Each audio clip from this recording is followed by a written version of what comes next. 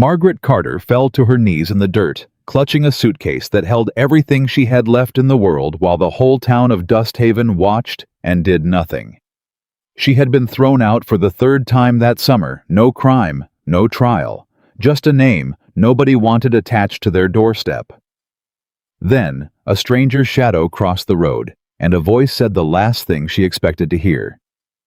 Before we go further, hit that subscribe button and stay with me until the very end, and drop a comment telling me what city you're watching from, so I can see how far this story has traveled. Margaret Carter's knees hit the dirt before she even understood she was falling. The suitcase came down beside her hinges, cracking against the hard-packed road, and a cloud of red dust rose up around her skirt, like the earth itself was trying to swallow her whole.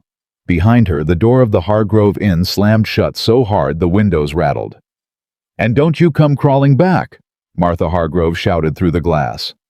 "Not you, not people like you." Maggie didn't move. She knelt there in the middle of Dusthaven's main street, 28 years old, sweat soaking through the collar of her blue cotton dress, and she waited for someone, anyone, to say something different. Nobody did. A man leaned against the feed store, arms crossed, watching her like she was a wagon wreck blocking the road. A woman pulled her daughter closer and crossed to the other side. Somewhere behind her a boy laughed, and another boy told him to hush, and neither one of them looked away. A woman on the boardwalk turned to her husband and said not quietly enough, "That's the one from the Ridley place. Heard she near killed a man back east." Her husband grunted and spat into the dirt like the story was fact simply because it had been said out loud. "I never touched anybody," Maggie said to no one, to everyone, to the whole cruel circle of faces that had already made up their minds. Nobody answered her. Nobody ever did. "Ma'am," someone finally said.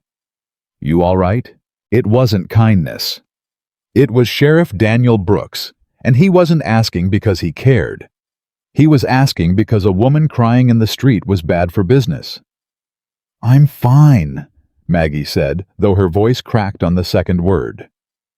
"Best you move along then," Brooks said. "Town like this folks talk, and once they're talking about you ain't much a man like me can do." "I haven't done anything." "That ain't what I heard." Maggie pressed her palms into the dirt and pushed herself up because if she was going to be humiliated, she wasn't going to do it on her knees. She was a big woman. She'd always been a big woman with wide shoulders and a wider heart, and neither of those things had ever once been enough for the people who looked at her and decided before she opened her mouth exactly who she was. 3 towns, she said quietly, more to herself than to him. 3 towns in 4 months. "Then maybe it's you," Brooks said, and turned his back on her like the conversation was finished. That was when she heard the boots. Slow, unhurried. Not the scuffling, nervous steps of someone crossing the street to avoid her. These came straight toward her. Deliberate, like the man behind them had already decided something and wasn't asking permission from the town to do it. A shadow fell across the suitcase. "You gonna help her up, Sheriff?" the voice said. "Or you just gonna stand there enjoying the view?" Brooks turned. "This ain't your business, Calloway." "Making it my business." Maggie looked up, shading her eyes against the sun, and found herself staring at a man who didn't look like he belonged to this town any more than she did. He was tall in the way that made men in doorways step back without meaning to. Sun-browned, a leather vest, hanging open over a shirt with the sleeves shoved up past his forearms. He had the kind of face that didn't give anything away, not friendliness, not judgment, nothing. He crouched down in front of her, which surprised her more than anything else that had happened in the last 10 minutes, because nobody crouched down to a woman like her. They talked down, or they talked over, or they didn't talk at all. They didn't get low enough to look her in the eye. "You hurt?" he asked. "No." "You lying?" Maggie almost laughed, and the sound that came out was somewhere between a sob and disbelief. "A little," figured. He reached for the suitcase, and when she flinched, actually flinched like she expected him to throw it back at her, something shifted behind his eyes. Just for a second. Then it was gone. "I'm not gonna hurt you, ma'am. Just gonna carry this." "Why?" "Because it's heavy, and you've had a hell of a morning." "That's not what I meant." "Why are you helping me?" He stood suitcase in one hand and offered her the other. Maggie looked at it the way a person looks at a door they've had slammed in their face too many times to trust it might open. "You look like someone who needs a place to stand," he said. "I've got ground. Figured I'd offer it before somebody else decided you didn't deserve any." Behind them, Martha Hargrove had come out onto the porch, arms folded, watching with the particular satisfaction of a woman who believed she'd won something. "You know what she is." "Ethan Calloway," Martha called out. "Whole town knows." "I know what people are saying," Ethan said without turning around. "Never heard it from her own mouth, though. Funny how that works." "Don't say I didn't warn you." "Wouldn't dream of it, Martha." Maggie took his hand. It was rough, calloused, the hand of a man who worked for everything he owned, and it closed around hers with a steadiness that made her want to cry harder than the humiliation had. She pulled herself up, and for one moment they stood close enough that she could see he wasn't much older than her, maybe 35, 36, with the kind of tired around his eyes that didn't come from age. It came from carrying something. "I don't need charity," she said, because pride was the only thing she had left that nobody could take from her. "Good," Ethan said. "Wasn't offering any. I need someone who can cook, mend, and keep a 9-year-old boy from setting the barn on fire out of boredom. You interested in honest work, or you interested in standing in this street until Brooks finds a reason to run you out of the county too?" Maggie looked past him at the crowd, still watching, still waiting to see what she'd do, still hungry for one more piece of her to pick apart. "What's the work pay?" "Room, board, and nobody in my house is going to ask you what you were before you got here." She should have said no. Every hard lesson of the last 4 months told her to say no, to keep walking, to trust nothing that sounded that easy, because easy things always had teeth hidden somewhere. But her feet were bleeding through her stockings, and the sun was murder, and this man's hand was still half extended, like he expected her to change her mind. And he was fine either way. And something about that, about a man who didn't need her to say yes, to feel like he'd done right, broke something loose in her chest. "All right," she said. "All right, Mr. Calloway." "Ethan?" "All right, Ethan." He nodded once, like the matter was settled and didn't require further comment, and started toward a wagon parked at the edge of the street. Maggie followed, aware of every eye on her back, aware that by tomorrow the whole town would have a new story to tell about the fat woman from nowhere who'd gone off with Ethan Calloway inside a single afternoon. She didn't care anymore. She was too tired to care. The wagon ride out of town was quiet. Ethan didn't fill the silence with questions the way most people did fishing for details they could carry back to the general store. He just drove one hand loose on the reins and let the town shrink behind them. "You're not going to ask," Maggie finally said. "Ask what?" "What they said about me. Why I keep getting run out of towns. Didn't ask because I don't need to know today. Might ask someday. Might not." He glanced at her sideways. "Man judges a woman on rumor, he's not much of a man in my book." "Your book sounds different from most people's." "Most people's books are shorter than mine. Easier to read fast and get to the end wrong." Maggie almost smiled. It had been a long time since anyone had made her want to. The land changed as they rode the packed dirt of town, giving way to open-range dry grass, stretching gold and brittle under the summer sun, a line of hills, shimmering blue-gray in the distance. It was beautiful in the way that hard, unforgiving things are sometimes beautiful, and Maggie found herself watching it instead of watching her own hands, which was new. "Ranch is another 20 minutes, Ethan said. "Fair warning, it's not fancy. Boys' room's a mess. Roof leaks over the kitchen when it rains sideways. I've got a spare room, but it hasn't been used since—" He stopped. "Since what?" "Since my wife passed. 3 years back." Maggie's chest tightened. "I'm sorry." "Everybody's sorry. Doesn't fix the roof."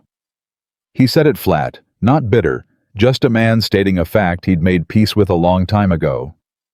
"Point is, the room's yours if you want it. Nobody's asked anybody to sleep there in a long while. Might feel a little like moving into somebody else's grief." "I know what that feels like," Maggie said quietly.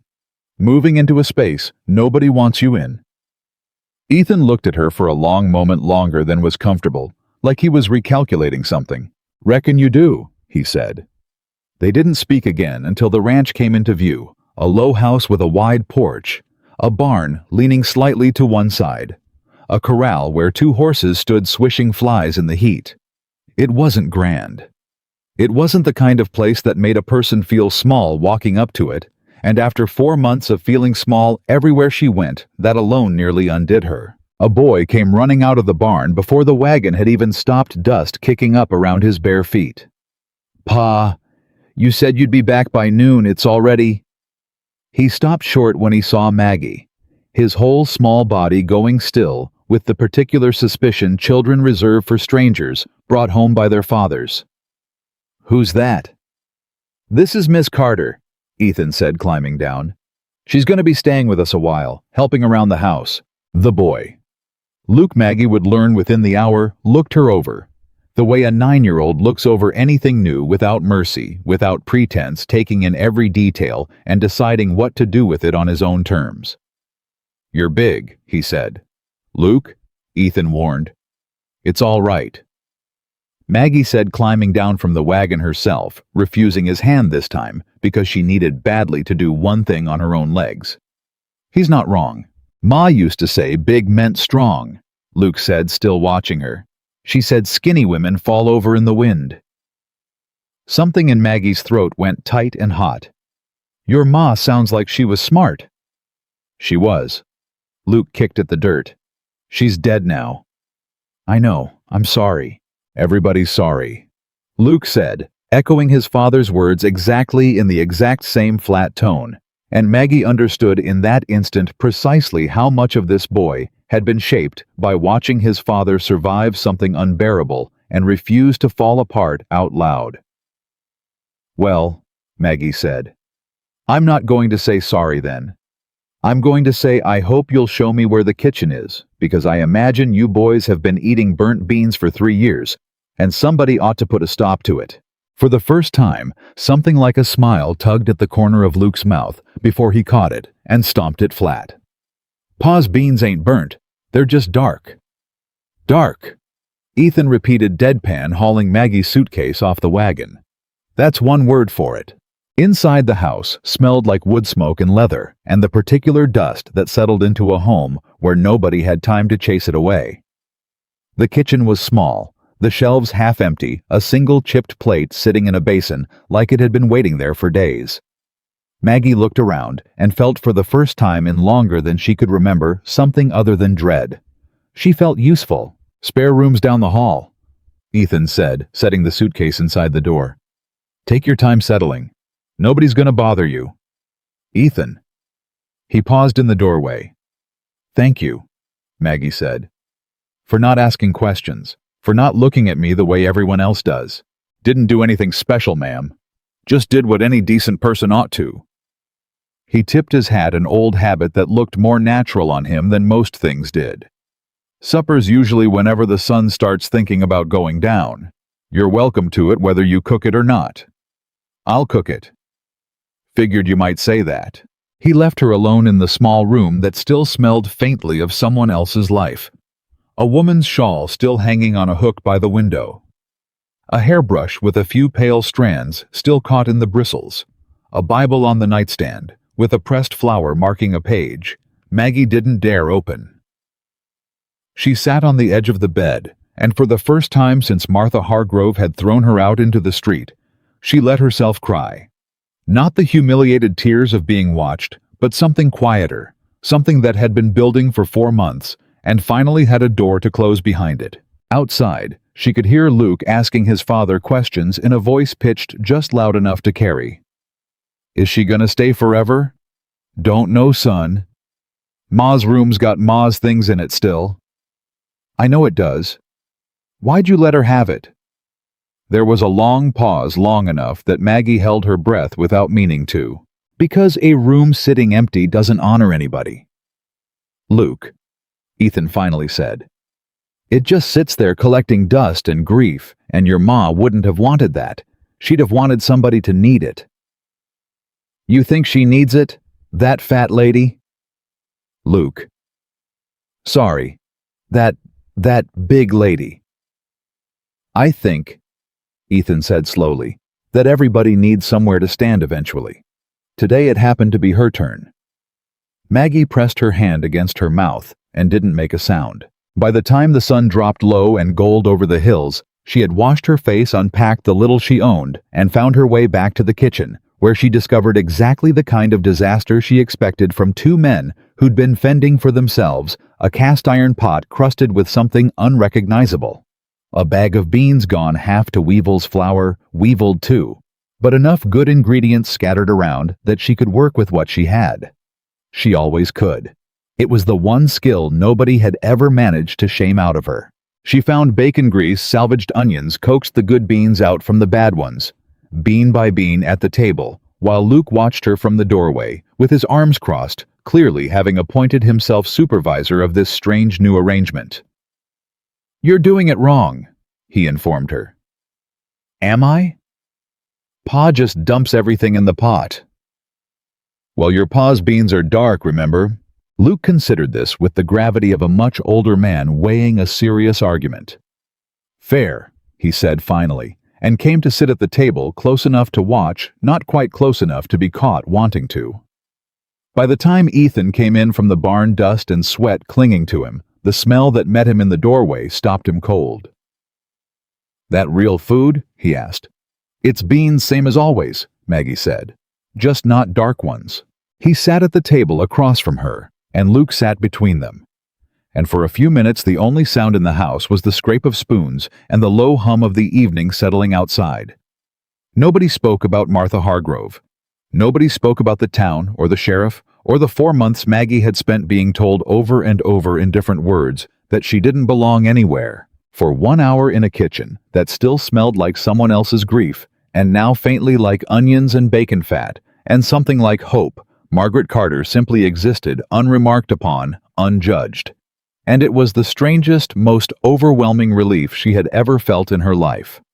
Halfway through the meal, Luke hissed and pulled his hand back from the table, cradling it against his chest. "What happened?" Maggie asked, already reaching for him before she'd thought better of it. "Nothing." He tucked his hand under the table jaw, tight in a way that reminded her painfully of his father. "Luke. It's just a splinter, Pa, from the barn this morning. It ain't nothing." Ethan set down his spoon. "Let me see it." "It's fine." Luke Calloway. The boy sighed. The sigh of a child who knew arguing with that particular tone was a losing battle, and held out his palm. A splinter deep and angry red around the edges sat lodged just below his thumb, the skin already puffing up with the first threat of infection. "That needs to come out tonight," Maggie said, "or it's going to fester." "I can get it," Ethan said, already rising for the sewing kit on the shelf. "You have a needle sharp enough, a clean cloth, and something to boil water in." "I've dug out plenty of splinters." "I'm sure you have. I was a nurse for 6 years in a hospital that saw more infected wounds than most doctors see in a lifetime." "Let me look at his hand before you go jabbing a sewing needle into a boy who's already had a hard week." Ethan paused halfway to the shelf, and something in his face shifted. Not offense, but a kind of quiet reassessment, the same look he'd given her on the wagon ride out of town. "All right," he said. "Show me." Maggie boiled water, cleaned the needle in the flame of the lamp until it glowed, and took Luke's small hand in hers, with a gentleness that made the boy go still and watchful. "This is gonna hurt for about 2 seconds, she told him. "You can yell if you want. I won't think less of you." "I don't yell." "Everybody yells the first time. It's not weakness, it's just true."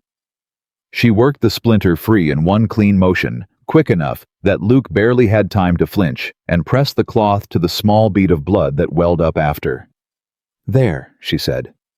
"Whole thing." Luke examined his hand like he'd expected to find something more dramatic waiting there. "That's it. That's it. Didn't even hurt that bad. Told you." Ethan hadn't moved from where he stood, watching the whole exchange with an expression Maggie couldn't quite read, something between gratitude and disbelief, like a man recalculating for the second time that day. Everything the town had told him about who she was supposed to be. "Where'd you say you trained?" he asked quietly, once Luke had gone back to his beans, already forgetting the whole ordeal the way children do.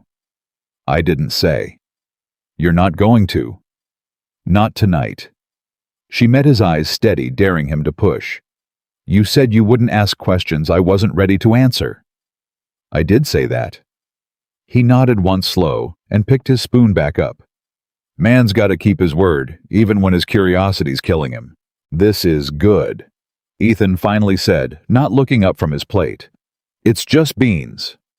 "No," he said, and this time he did look up, and there was something steady and certain in the way he said it that made her chest ache all over again. "It's the first meal that's tasted like something in this house since my wife died." "Don't sell that short, Miss Carter. Some things are worth more than folks give them credit for." Maggie didn't trust herself to answer. Outside, the wind picked up, carrying the scent of dry grass and distant rain that wouldn't arrive for weeks yet. And somewhere past the ridge, a coyote called once and went quiet. And inside the small ranch house, for the first time in 4 long, humiliating months, Margaret Carter allowed herself to believe, just barely, just for tonight, that maybe she had finally landed somewhere that wouldn't throw her back out into the dust. But belonging, she would learn soon enough, was never given freely in Dust Haven. It had to be paid for, and the town was already counting what it thought she owed. Later that night, long after Luke had been put to bed and the house had gone quiet, Maggie lay awake in the room that still held the ghost of another woman's life, staring at the ceiling, listening to Ethan's slow footsteps as he checked the locks and banked the fire. Small, careful rituals of a man who'd learned the hard way that safety wasn't something you assumed, it was something you built, board by board, lock by lock, night after night. She thought about Martha Hargrove's voice cutting through the heat. She thought about Sheriff Brooks turning his back on her, like she was a problem that would solve itself if ignored long enough. She thought about 3 towns in 4 months. 3 sets of eyes that had looked at her body before they'd looked at her face. 3 doors slammed before anyone bothered to ask her name. And she thought about a man crouching down in the dirt to meet her eyes instead of standing over her, and a boy who called her big without cruelty because his dead mother had taught him strength, came in every shape, and a spare room that had been empty for 3 years because nobody in this house had been ready to let it be used again until today. She didn't know yet what Ethan Calloway was running from, or why his silence carried the particular weight of a man guarding something. She didn't know that Martha Hargrove had already sent a letter toward Austin that afternoon, ink barely dry, aimed straight at unearthing whatever secret had chased Maggie out of 3 towns already.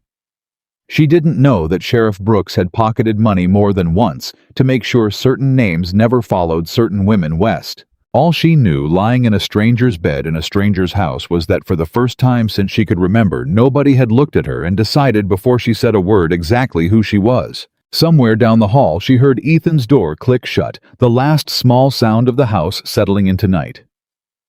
She thought of his voice saying, "It's the first meal that's tasted like something in this house since my wife died," and the way he'd said it without asking for pity, just stating it plain, the way he seemed to state everything. She thought of Luke's small hand steady in hers, trusting a stranger with a needle because his father had told him to, and how easily that trust could be shattered if the town got its way, if the letter already sealed and waiting in Martha Hargrove's desk drawer ever found its way to whoever was looking for Margaret Carter back in Austin.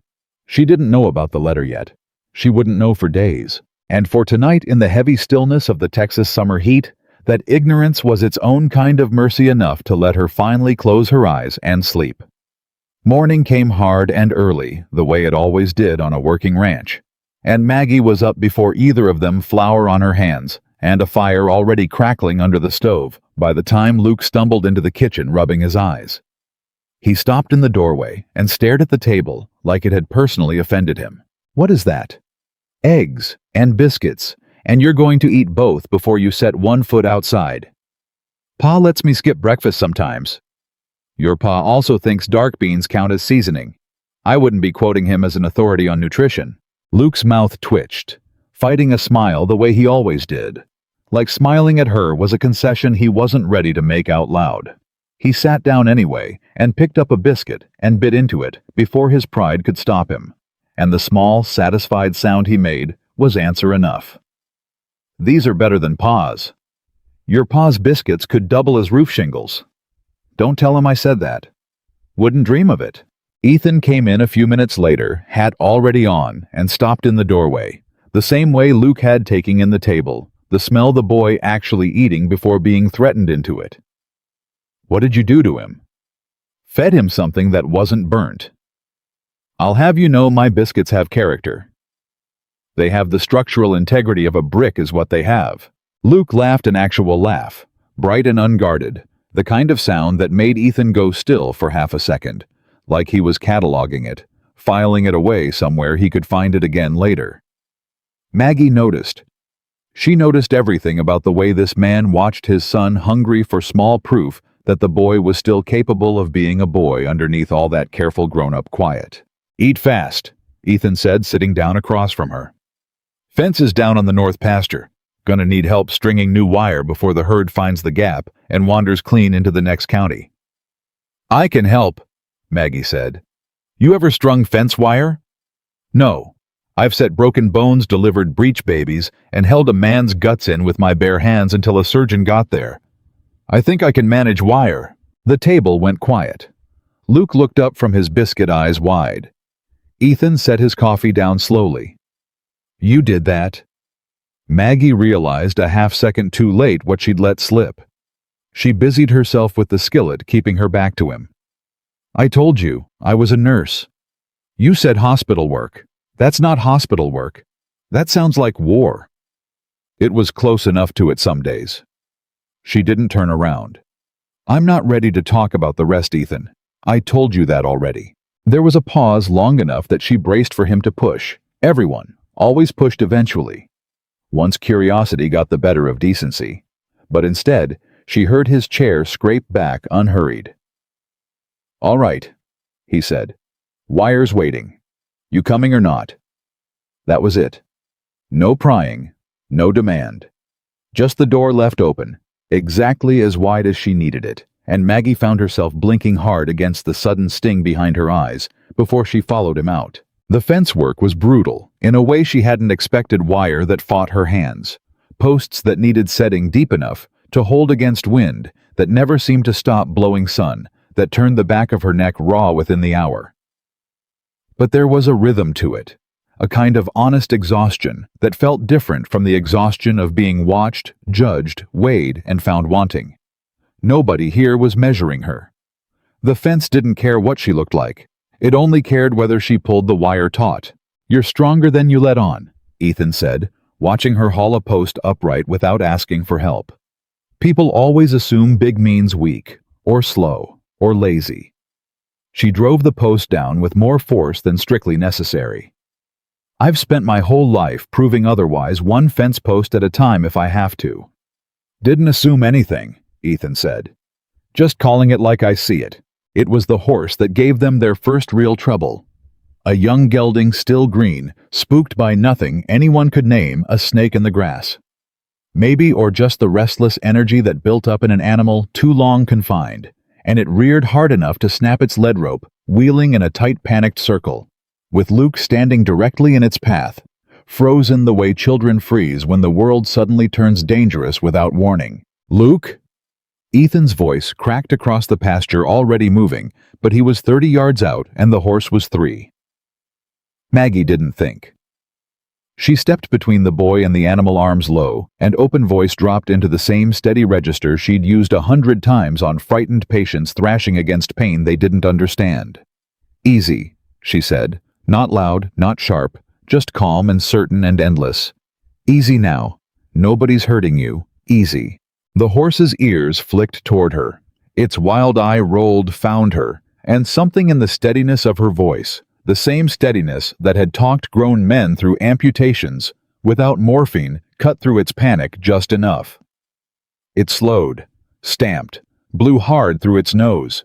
And then, impossibly, it stopped, sides heaving close enough that she could have reached out and touched its nose if she'd wanted to. She didn't move, She just kept talking low and even until Ethan reached them and caught the trailing rope, and only then did she let her own hands start shaking. Luke launched himself at her waist so hard she nearly lost her footing. Small arms wrapped tight face pressed into her side. "You all right?" she managed, hand coming down automatically to cradle the back of his head.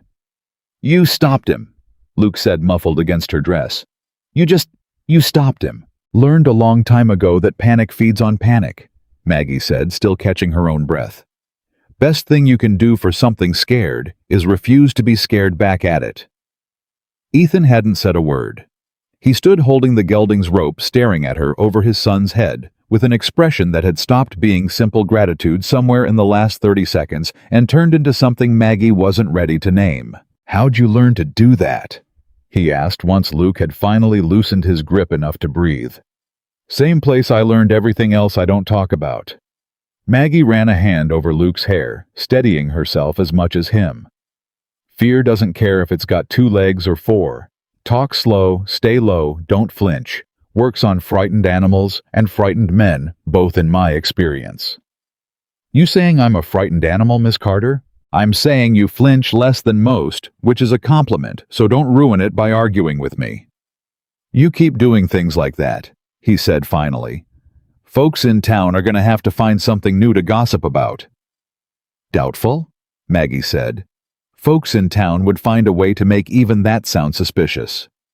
She wasn't wrong, and both of them knew it, and the knowledge settled over the moment like a shadow neither wanted to acknowledge out loud. The supply run into Dusthaven came 2 days later, and Maggie felt the dread of it building the whole ride in a tight coil, low in her stomach, that no amount of Luke's chatter from the wagon bed could loosen. "You don't gotta come," Ethan said quietly, reading her the way he seemed to read everything without needing it spelled out. "I can get what we need. I need thread, and you'll forget the thread same as you forgot it the last 3 trips. I did not forget it 3 times. You forgot it twice and lied about the 3rd. Luke snorted from the wagon bed. "He did. I heard him telling Pete he just didn't feel like buying thread." "Traitor," Ethan muttered, and Maggie almost laughed, almost let the dread loosen its grip right up until the wagon rolled onto the main street, and every face on the boardwalk turned toward them at once, the way a field of sunflowers turns toward something it doesn't trust. The general store was worse. The owner, a thin, nervous man named Whitlock, watched her cross the threshold like she'd tracked something dangerous in on her boots. When she set her list on the counter, he didn't reach for it. "We're low on most of that," he said, not looking at the list at all. "You've got full shelves behind you, Mr. Whitlock. Low on what you're asking for specifically." "I'm asking for thread and flour." Like I said, Maggie felt her face go hot, felt every eye in the store swing toward her, felt the familiar sickening weight of being made small in front of an audience that enjoyed the show. She opened her mouth to argue, to plead, to do any of the humiliating things she'd had to do in 3 other towns just to be sold basic goods, and Ethan's hand came down flat on the counter beside her. Not loud, not violent, just final. "Whitlock," he said, "I've bought feed and seed off you for 6 years. Never once been short on credit, never once been late on a bill.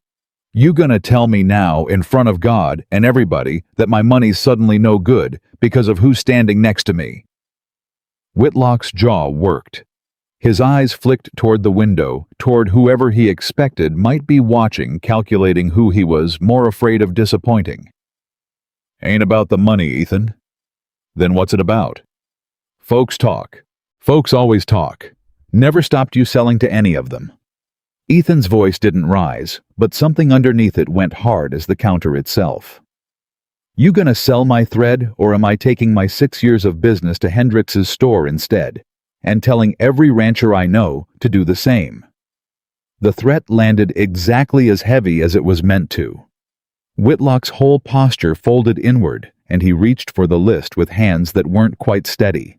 "Didn't mean nothing by it," he muttered. "Sure you didn't," Ethan said, and didn't bother making it sound like he believed it. They were halfway back to the wagon, arms full, when Martha Hargrove planted herself directly in their path, arms crossed, chin lifted, clearly having been waiting for exactly this moment. "Ethan Calloway," she said, loud enough to carry the length of the street. "You know what I heard from a woman in Austin just yesterday?" "Don't care what you heard, Martha." "You will." Martha's eyes cut to Maggie with vicious satisfaction. "Heard there was a baby died under this one's care. Whole family blamed her for it. That why you keep running, Margaret. That why nobody wants you." The street went dead silent. Maggie felt the words hit like a physical blow. Felt her knees threaten to buckle the way they had in front of the Hargrove Inn, felt every old wound tear open at once in front of a crowd that leaned in hungry, waiting to see her break. "That's not—" Her voice cracked. "That's not what happened." "Then tell us what did—" Martha said, relishing every second of it. Maggie couldn't. Not here, not in the street, not with the memory rising up black and suffocating a small, still body. A mother's scream, the particular silence of a room where nothing anyone did, mattered anymore. She stood frozen, mouth open, no sound coming out exactly the way Martha wanted her. "That's enough," Ethan said, and his voice this time had an edge in it Maggie hadn't heard before, something dangerous and controlled at once. "You got a grudge against her, Martha, you take it up with her private. You don't get to stand in the street and gut a woman open for entertainment." "I'm just telling the truth. You're telling a rumor you can't prove dressed up as truth because it's more fun that way." He stepped between Martha and Maggie, deliberate, physical, a wall of a man putting himself exactly where the town's cruelty wanted a clear shot. "Whatever happened to her, it's hers to tell when she's ready, to who she chooses. Not yours to auction off in the street for gossip. You don't know what she is. I know what I've seen. I've seen her stop a spooked horse with nothing but her voice. I've seen her dig a splinter out of my son's hand, gentler than I could have managed. I've seen her feed two men who'd forgotten what a real meal tasted like." His jaw tightened. "That's a damn sight more than you've shown me, Martha, in 6 years of knowing you." Martha's mouth opened, closed, opened again, but nothing came out that could compete with that. And after a long, ugly silence, she turned on her heel and stalked back toward the inn. Skirt snapping with the fury of a woman who'd lost an audience she considered rightfully hers. Maggie stood rooted to the spot, shaking until Ethan's hand found her elbow, steady and careful, guiding her toward the wagon, before her legs remembered how to move on their own. "You didn't have to do that," she whispered. "Yeah," Ethan said. "I did." Neither of them spoke again until they were well clear of town, the wagon wheels grinding steady over the packed dirt road. Luke unusually quiet in the back, clearly having absorbed more of that confrontation than a 9-year-old should have to. "Is it true?" he finally asked. "What that lady said?" "Luke?" Ethan started. "It's all right," Maggie said quietly. "He deserves an answer more than the whole street did." She turned partway around, meeting the boy's careful, searching eyes. "A baby did die, under my care. I did everything I knew how to do, and it wasn't enough, and his mother needed someone to blame besides God, so she blamed me instead. The town believed her because grief is louder than truth, and I couldn't stay somewhere that had already decided who I was. That ain't fair," Luke said, fierce in the particular way only children can be fierce, absolute, and uncomplicated. "No," Maggie agreed. "It isn't." "You didn't kill him." "No, I didn't." "Then why do you let people say you did?" Maggie didn't have an answer for that, not one that made sense even to herself, and the silence that followed carried all the way back to the ranch. Sheriff Brooks arrived 4 days later, unannounced, his horse lathered like he'd ridden hard for a reason he wasn't in any hurry to share. Ethan met him in the yard before he'd even swung down from the saddle arms, crossed, already reading trouble in the man's face. "Brooks, Calloway." Brooks's eyes slid past him toward the house, toward the window, where Maggie stood half-hidden watching. "Got a wire from Austin this morning. Somebody's asking questions about a woman matching a certain description. Real specific description, matter of fact." "That's so. Man named Whitfield. Says he's looking for the nurse who was caring for his boy before the boy died. Says there's some money missing too. Medicine money. Wants to know if anybody's seen a large woman traveling alone, calls herself Carter. Sometimes. Ridley other times." Maggie's blood went to ice in the window. Money missing. That was new. That was a lie stacked on top of a tragedy, and she knew exactly who'd tell it and why. "She's not stealing from anybody," Ethan said. "And she's not answering to some grieving man's wire from 3 counties over just because he needs someone besides God to be angry at." "Not my business to decide that, Calloway. Just doing my job. Your job's protecting this town, not fetching for whoever pays the postage on a telegram." Brooks's expression flickered something guilty and quickly buried gone before Ethan could fully catch it. "Man's offering a reward for information. $10. That's a lot of money for a small town, and folks talk when there's money involved." "You planning on collecting it?" "I'm planning on doing my duty." "Your duty," Ethan said low and hard, "is standing in my yard right now, threatening a woman who's done nothing but good since she got here on the word of a stranger and the promise of $10. You want to talk about duty, Brooks? You ought to look real hard at what you're actually protecting, and who's paying you to protect it." The accusation landed exactly where Ethan meant it to. Brooks's jaw tightened, and for a moment something ugly and cornered passed behind his eyes. "Watch yourself, Calloway. Man who shelters a fugitive. She's not a fugitive. She's not wanted for anything but the crime of grief needing somewhere to land."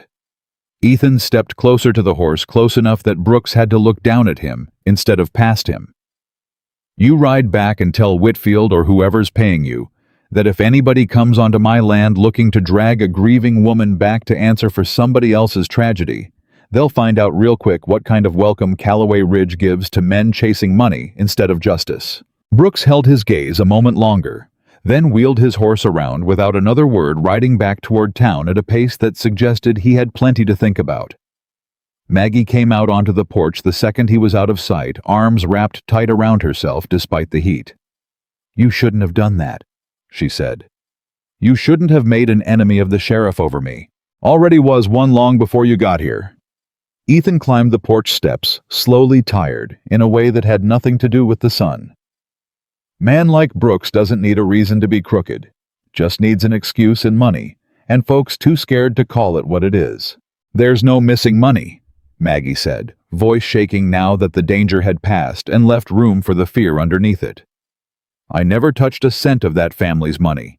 I spent my own savings trying to get more medicine for that baby when the doctor gave up. That's the truth, Ethan, I swear it. I believe you. You don't even know the whole story. Don't need the whole story to know a scared woman crying in my yard isn't lying to me." He reached out, hesitated, then rested his hand briefly against her shoulder, warm and steady. "I've seen liars, Maggie. Spent enough of my life around men who lie for a living. You've got the wrong kind of face for it." "That's not exactly a compliment. Wasn't trying to be smooth, just telling you true." A ghost of a smile crossed his face, gone as quickly as it came. "Go on inside. Son's murder today, and you look like you need to sit before you fall down." It was 2 nights later that the rock came through the kitchen window. Maggie was clearing supper dishes when the glass shattered inward, a jagged stone, skidding across the floor, and coming to rest against the leg of the table, close enough that Luke, still finishing his plate, jumped so hard he knocked his cup over. For a moment, nobody moved. Then Ethan was up out the door and into the yard before Maggie had even finished pulling Luke back from the broken glass, his voice carrying out into the dark in a tone she'd never heard from him before, low and furious, and absolutely without mercy. "Show yourself." Silence answered him. Whoever had thrown it was already gone, swallowed by the dark beyond the barn, leaving nothing behind but hoofprints heading fast toward the road and a stone wrapped in a scrap of paper that Ethan brought back inside with hands that weren't quite steady. He unfolded it at the table, and Maggie read it over his shoulder, the crude, uneven handwriting scrawled across it, landing like a second blow. "Send her back, or lose more than a window." "Pa." Luke's voice was small, scared, in a way Maggie hated hearing from him. "Who did that?" "Don't know yet." Ethan folded the paper slowly, jaw set hard enough that a muscle jumped along it. "But I intend to find out." "It's me." Maggie said the words coming out raw. "They want me gone. I should go, Ethan, before somebody gets hurt because of—" "No. You don't understand, I've done this before. I've watched what happens when a town decides. I said no. He turned to face her fully, and there was nothing soft left in his expression, nothing uncertain. I'm not running a woman off my own land because some coward's too scared to show his face in daylight. That's not how this works. Not here. They could hurt Luke. They could have hurt Luke tonight and didn't because whoever threw that rock aimed for the kitchen, not the boys' window, which tells me it's meant to scare, not to harm. Cowards do that. Scare first, hope it's enough, never actually follow through unless somebody lets them believe it's working. He crouched down to Luke's level voice, gentling instantly. You all right, son? Luke nodded, though his hands were still shaking around his fork. Nobody's sending Miss Carter anywhere, Ethan said loud enough for Maggie to hear plainly, like he wanted the words to travel clean through the broken window and out into whatever dark corner the coward who'd thrown that stone was hiding in. Not tonight. Not any night. This is her home now, same as it's ours, and anybody who's got a problem with that can come say it to my face instead of hiding behind a rock in the dark. Maggie pressed a hand to her mouth, overwhelmed by a wave of gratitude so fierce it nearly buckled her knees for the second time that week. They boarded the window that night with scrap lumber from the barn, working together in near silence, and when it was done, Ethan stood back and studied his handiwork with grim satisfaction. Won't keep out weather for long, he admitted, but it'll do till I can ride into town for glass. You're going back into town after tonight. Especially after tonight. Man who hides after a threat just proves the threat worked. He glanced at her, something steady and unshakable in his eyes. I don't scare easy, Maggie. Never have. Whoever threw that rock is about to learn that the hard way. That night, long after supper, Maggie heard Luke crying through the thin wall between their rooms. Not loud. Careful, muffled sobs, the kind a child learns to smother when he's decided crying makes him weak. She found him sitting up in bed, knees pulled to his chest, moonlight cutting a pale line across the floor. Bad dream? She asked softly, sitting on the edge of the bed without being invited the way she'd learned to with frightened patients who needed permission to want comfort. Luke nodded, not trusting his voice yet. About your ma? Another nod, smaller this time. You want to tell me? Or you want me to just sit here till it passes? Just sit, Luke whispered, and so she did, one hand resting light on his back, saying nothing until his breathing evened out and his small body finally stopped shaking. She used to sing, he said eventually, so quiet Maggie almost missed it. When I couldn't sleep. Pa doesn't sing. He just sits there real stiff like he's scared if he moves he'll break something. Grief does that to people, Maggie said. Makes them scared of their own softness. Are you scared of yours? The question caught her off guard, sharper and more perceptive than she'd expected from a boy his age, and she found she didn't have a ready answer. Sometimes, she admitted. Softness gets you hurt where I've been. People take kindness and use it against you. Not here, Luke said with the absolute conviction of a child who'd decided something and wasn't interested in being argued out of it. Pa wouldn't let anybody hurt you here. Maggie's throat tightened so fast and so hard she had to look away toward the window, toward the moon hanging heavy and orange over the dry hills, before she trusted herself to speak again. I hope you're right, she whispered. The days that followed fell into something Maggie hadn't dared to call a rhythm yet, though it felt dangerously close to one mornings thick with flour and coffee, and Luke's grudging good humor afternoons spent learning the particular language of the ranch evenings that ended more often than not with Ethan lingering at the table a few minutes longer than the work required, saying nothing important, just staying. It was Pete, the old hired hand, who worked the far pasture and rarely came near the house, who tested her hardest. He'd heard the town gossip, same as everyone, and he made his suspicion plain the first week, watching her from a distance with the flat, unimpressed eyes of a man who'd seen plenty of strangers come and go and trusted none of them on arrival. Heard you're some kind of killer nurse, he said flatly, the first time she brought him water in the field. Heard you're some kind of drunk who lost his last job for showing up sideways, Maggie said, just as flat, holding out the water like the insult hadn't happened. Pete stared at her a long moment. Then slowly, something that might have been respect crossed his weathered face, and he took the water without another word. "You always talk to folks that way?" he asked, wiping his mouth with the back of his hand. "Only the ones who talk to me that way first." "Fair enough." He squinted at her, sizing her up all over again, this time without the suspicion. "Calloway know you got a mouth on you like that." "Calloway's got a mouth of his own. Reckon that's part of why we get along." Pete grunted, which she was beginning to understand was as close to laughter as the old man allowed himself, and went back to his fence work without another word. By the second week, he'd started leaving a fresh-caught fish on the porch some mornings. Wordless, gruff, the closest thing to an apology the old man seemed capable of offering.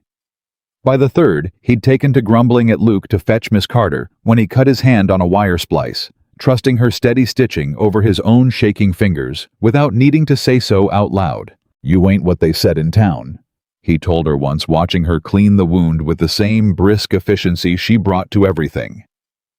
"Nobody ever is," Maggie said. "That's usually the problem with towns." "Reckon you're right about that."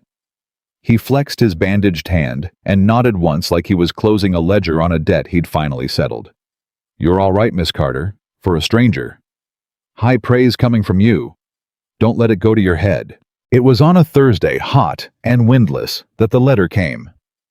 The mail rider dropped it at the gate, along with the usual bundle of ranch correspondence, and Ethan was the one who sorted through it at the kitchen table, while Maggie kneaded bread beside him, until his hands went still on one particular envelope, turning it over twice like the paper itself might explain something his eyes couldn't.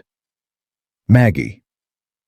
Something in his voice made her stop kneading immediately. "This one's addressed to a Margaret Whitfield," he said slowly. "Care of Dust Haven, Texas." The bread dough sat forgotten under her hands.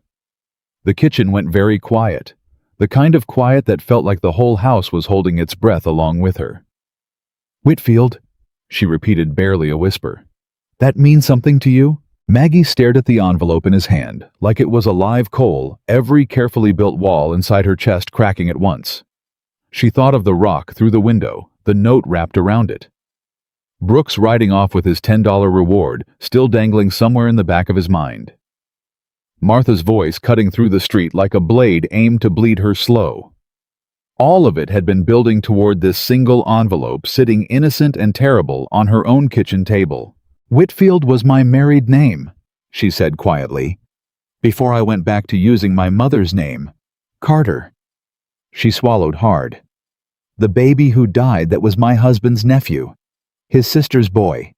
I was the only nurse in 3 counties, and they trusted me because I was family, and when he died anyway, family wasn't enough to save me from being the one they needed to blame.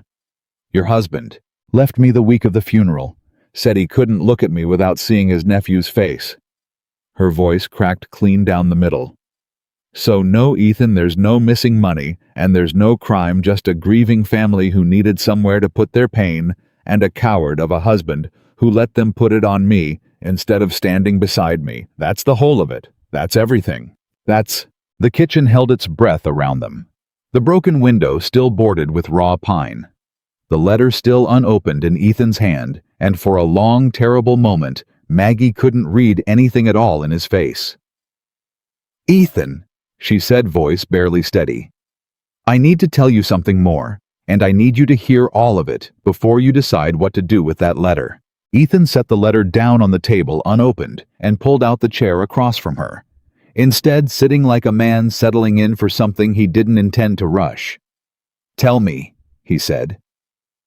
Maggie's hands were shaking too hard to keep kneading, so she pressed them flat against the table, instead grounding herself the way she'd once grounded herself before delivering bad news to a frightened family. "There's a warrant," she said. "Not for theft. For something worse in the eyes of the law. Negligence causing death. My husband's sister filed it 2 weeks after the funeral, once her grief needed somewhere official to go. A judge in Austin signed it without ever once asking to see my notes. My dosages, the letter, the attending doctor wrote, testifying I'd done everything right." Her voice thinned to almost nothing. "That's why I keep running, Ethan. It's not gossip chasing me, It's the law. The kitchen went so quiet she could hear the fire settling in the stove. You've got proof, Ethan said slowly. This doctor's letter. I do. I've carried it since the day I left folded inside my Bible because it's the only thing that says I'm not what they've decided I am. She swallowed hard. I never showed it to a judge because the first town I ran to the sheriff there was already writing to Austin before I'd even unpacked. I learned real quick that showing proof to the wrong man just tells him exactly who to sell you to. Show it to me. She went and got it, hands still unsteady, and set the folded worn paper on the table between them like it was something fragile enough to shatter. Ethan read it slow, mouthing some of the harder words, the way a man does when he's not used to reading much beyond feed receipts. And when he finished, he sat back, jaw working. This doctor says outright the boy's fever had already turned before you were even called in. That's right. Says here, you spent your own money on quinine when the families ran out and rode 2 hours in the middle of the night to fetch more when the boy took a turn. That's right too. Then why in God's name would any judge sign a warrant against you? Because a warrant doesn't need truth, Ethan. It just needs somebody grieving enough to demand one, and a judge lazy enough or scared enough to give it to them, rather than say no to a respected family. She pressed her fingers to her eyes, willing the tears back down. The Whitfields are old money in Austin. Nobody says no to old money. Nobody except the doctor who wrote that letter, and he's one man against an entire family's grief. Ethan folded the letter back along its worn creases, careful, deliberate, and slid it back across the table to her. Then we find a judge who isn't scared of old money, he said. Or we find enough decent people willing to stand behind you that it doesn't matter whether he's scared or not. You make it sound simple. Never said it was simple, said it was possible. Different things. He reached across the table, not quite touching her hand, close enough that she could feel the warmth of it. I've got a lawyer friend in Fort Worth, old army buddy, owes me a favor bigger than this. I'll write him tonight. Ethan, you don't have to. Stop telling me what I don't have to do, Maggie. His voice wasn't unkind, but it left no room for argument either. I decided what I'm willing to do the day I crouched down in front of you in that street. Everything since has just been me following through on it. The letter arrived at the barn door before it ever left the house. Luke, who'd apparently been listening from the hallway longer than either adult had realized, stepped into the kitchen with his face pale and serious in a way that aged him 5 years in a single breath. Are they going to take you away? He asked. Maggie's chest cracked open at the raw fear in his voice. Not if I have anything to say about it. But you might not have anything to say about it. That's what a warrant means, ain't it? That the law don't care what you say. Luke, Ethan started. I'm not a baby pa. I know what a warrant is. Pete's brother got one once for a horse he didn't even steal, and they took him anyway, and he sat in jail 3 months before anybody believed him. Maggie knelt down in front of him, ignoring the ache in her knees, needing to be level with him the way Ethan had once been level with her in the dirt. I'm not going to lie to you and say nothing bad can happen, she said. But I am going to tell you that your pa and I are going to fight this with everything we've got, and fighting is not the same as losing. You understand me? Luke's chin wobbled fierce and stubborn even through the fear. You better fight hard. I intend to. He threw his arms around her neck, quick and fierce, and was gone down the hall before either adult could react the particular retreat of a child who'd let himself feel too much and needed privacy to put himself back together. 3 days later, Luke came home from his lessons at the Hendricks place with a split lip and dirt ground into the knees of his trousers. Chin jutted out in the particular defiant angle of a boy determined not to cry in front of his father. What happened? Ethan said, already crouching in front of him. Voice gone flat and dangerous, in the way it only did when something threatened his son. Nothing. Luke. Tommy Ridley said Miss Carter was a murderer, and his ma said so too, and I told him to take it back and he wouldn't, so I made him. Luke's fists were still clenched, knuckles scraped raw. He's got a fatter lip than me. I checked before I left. Maggie's heart cracked and swelled at the same time, and she knelt down to examine the split lip with hands that were gentler than her racing pulse suggested. "You can't go around fighting every person who says something ugly about me," she said softly, dabbing at the cut with a damp cloth. "There'll always be another Tommy Ridley." "Then I'll fight every one of 'em." "Luke, you didn't do nothing wrong." His voice cracked raw and furious and closer to tears than his pride would ever admit out loud. "Everybody just keeps saying it like it's true, and nobody ever asks you what really happened, and I'm tired of it. I'm tired of people being cruel, just 'cause it's easier than being kind." The kitchen went silent. Ethan's jaw worked, something fierce and proud and heartbroken all at once passing behind his eyes as he looked at his son, standing there bruised and defiant on Maggie's behalf. "He's not wrong," Ethan said quietly, more to Maggie than to Luke, "about any of it. He's 9, Ethan. He shouldn't have to be fighting my battles with his fists." "No?" Ethan agreed. "He shouldn't. But I'll be damned if I'm going to scold him for standing up for what's right, even if I'd rather he'd used words instead of knuckles." He ruffled Luke's hair, rough and affectionate. "Next time, though, you come get me before you go swinging. Man doesn't fight alone when he's got people willing to stand beside him. You'd have hit Tommy, too. I'd have had a very stern word with Tommy's mother, which in my experience does more lasting damage than a split lip ever could." Luke almost smiled through his scraped-up dignity, and Maggie found herself blinking back tears of an entirely different kind watching this small, fierce boy who'd decided all on his own that she was worth defending. Martha Hargrove came to the ranch 2 days after that, uninvited, driving her own small buggy up the dirt road with the particular self-satisfaction of a woman who believed she still held every card worth holding. "Came to offer you a chance," she announced, not bothering to climb down from the buggy, addressing Maggie directly for the first time since the street outside her inn. "Leave quiet tonight, and I'll write to Austin myself saying you were never here. Save everybody a great deal of trouble." "She's not going anywhere, Martha," Ethan said, stepping between the buggy and the porch before Maggie could even open her mouth. "This isn't your decision, Ethan Calloway. It's hers. And it's mine, seeing as how it was my letter that started this whole mess, and I can just as easily send another one to end it, provided she does the sensible thing." Maggie felt something old and tired rise up inside her. Not fear this time, but something closer to fury, sharpened by 11 days of waiting, and a boy's split lip and a church congregation's cruelty. "You wrote to Austin out of spite," Maggie said, stepping around Ethan before he could stop her, "because I dared to exist in your town without your permission. You didn't do it for justice, Martha. You did it because a fat, unwanted woman finding kindness somewhere offended you more than any crime I've actually been accused of." Martha's face flushed dark red. "How dare you? I dare because I've got nothing left to lose that you haven't already tried to take. Go home, Martha. Write your letters. I'm not running anymore, not from you, not from a town too small and scared to look past a rumor." Maggie's voice didn't waver. "I'd rather stand and fight in a place that's finally started feeling like mine than keep running toward towns that'll only teach me the same lesson all over again."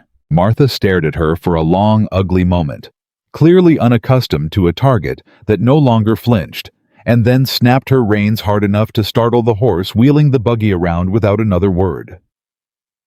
Ethan watched her go, something fierce and proud lighting up behind his tired eyes. "Where'd that come from?" 11 days of watching everyone around me be braver than I've let myself be," Maggie said, still shaking with the aftermath of her own nerve. "Figured it was time I caught up." The 11 days of waiting stretched on, and with them, the shift between Maggie and Ethan kept deepening. It started small. He began finding reasons to be in the kitchen when she cooked, reasons that had nothing to do with hunger, and everything to do with wanting to be near her while she worked, watching her hands move with the same steady competence she brought to everything from splinters to spooked horses to a family's darkest accusation. "You don't have to hover," she told him one evening, not looking up from the stew she was stirring. "Not hovering. Supervising. You've never supervised a pot of stew in your life. First time for everything." He leaned against the counter close enough that she could feel the heat coming off him separate from the stove. "Besides, this kitchen's a lot more pleasant with somebody in it who knows what they're doing." Careful, Mr. Calloway. That's dangerously close to a compliment. I give those out sparingly. Wouldn't want you thinking I was easy. Maggie laughed, a real laugh surprised out of her, the kind she hadn't managed in longer than she wanted to admit. And when she glanced up, Ethan was watching her with an expression that stole the laugh right back out of her chest and replaced it with something far more dangerous. Neither of them moved for a long moment. The stew went on simmering, forgotten. "Maggie," he said low. "Don't," she whispered, though she didn't step back. "Please don't, not right now. Not with a warrant hanging over my head and a marshal maybe already on his way. I can't let myself want something I might not get to keep." Something in his face gentled understanding rather than wounded. "All right," he said. "I'll wait. I'm good at waiting when the thing's worth it." "How do you know I'm worth it?" "Because a woman who spent her own savings on quinine for a stranger's child, who stopped a spooked horse with nothing but her voice, who stitches wounds gentler than any doctor I've paid for, that's not a woman I have to wonder about, Maggie. That's a woman I already know." She had to turn back to the stew then, because if she looked at him one more second, she was going to do something neither of them would be able to take back, warrant or no warrant. Sunday came, and with it the particular cruelty of a small town's church. Maggie hadn't wanted to go. Every instinct told her to stay clear of anywhere the whole of Dusthaven gathered in one place, but Ethan insisted, quiet and immovable. "You hide from them, they win," he said. "I'm not raising Luke to believe hiding is the answer to cruelty." They arrived just as the bell finished ringing, walked up the church steps together. Luke between them in his one good shirt, and the congregation's collective silence hit harder than any shout could have. The preacher's wife, a thin woman named Constance Ridley, stepped directly into their path at the door. "We don't have room today," she said loud enough to be heard by the whole gathered crowd behind her. "Church has 40 empty pews, Mrs. Ridley," Ethan said evenly. "I've counted. Not for her kind." "Her kind," Ethan repeated, and something in his tone made even Constance falter half a step. "You mean the kind that nurses sick children through the night, stitches wounds for free, feeds anybody who shows up hungry at her door, no questions asked. That kind of person you're saying doesn't belong in a house of God. You know what she's accused of. I know what she's accused of, and I know what the doctor who actually treated that child wrote in his own hand, which is more than you've bothered to find out before standing in a church doorway passing judgment." Ethan's voice carried now deliberate, meant for every ear straining to listen. "Funny thing about churches, Mrs. Ridley. Seem to remember something in there about judging, not lest you be judged the same. Maybe dust off that page sometime." Constance's mouth pressed into a thin, furious line, but she stepped aside, unwilling to be the one who turned violent in front of witnesses, and Ethan walked Maggie and Luke straight down the center aisle to a pew near the front, ignoring the whispers that trailed them the whole way. Maggie sat rigid through the entire service, feeling every eye on the back of her neck, and it was only Luke's small hand finding hers, halfway through the sermon, squeezing once fierce and wordless, that kept her from bolting for the door. Afterward, on the church steps, Sheriff Brooks caught Ethan's arm before they could leave, pulling him aside with an urgency that made Maggie's stomach drop all over again. "Words come through," Brooks said, low, glancing over his shoulder, like he was afraid of being overheard by his own conscience. "Marshal's been assigned. Man named Cole. He's thorough, and he doesn't care whose land he rides onto to collect a warrant. When?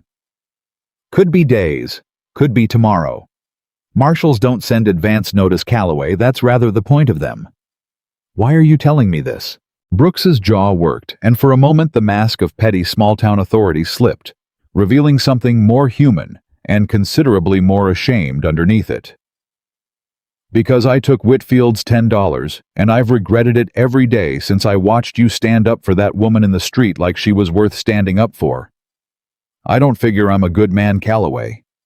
But I ain't rotten enough to watch a marshal drag away somebody who's done nothing but good since she got here, not without at least giving you warning to do something about it. What can we do? Get that doctor's letter in front of a real judge before Cole arrives.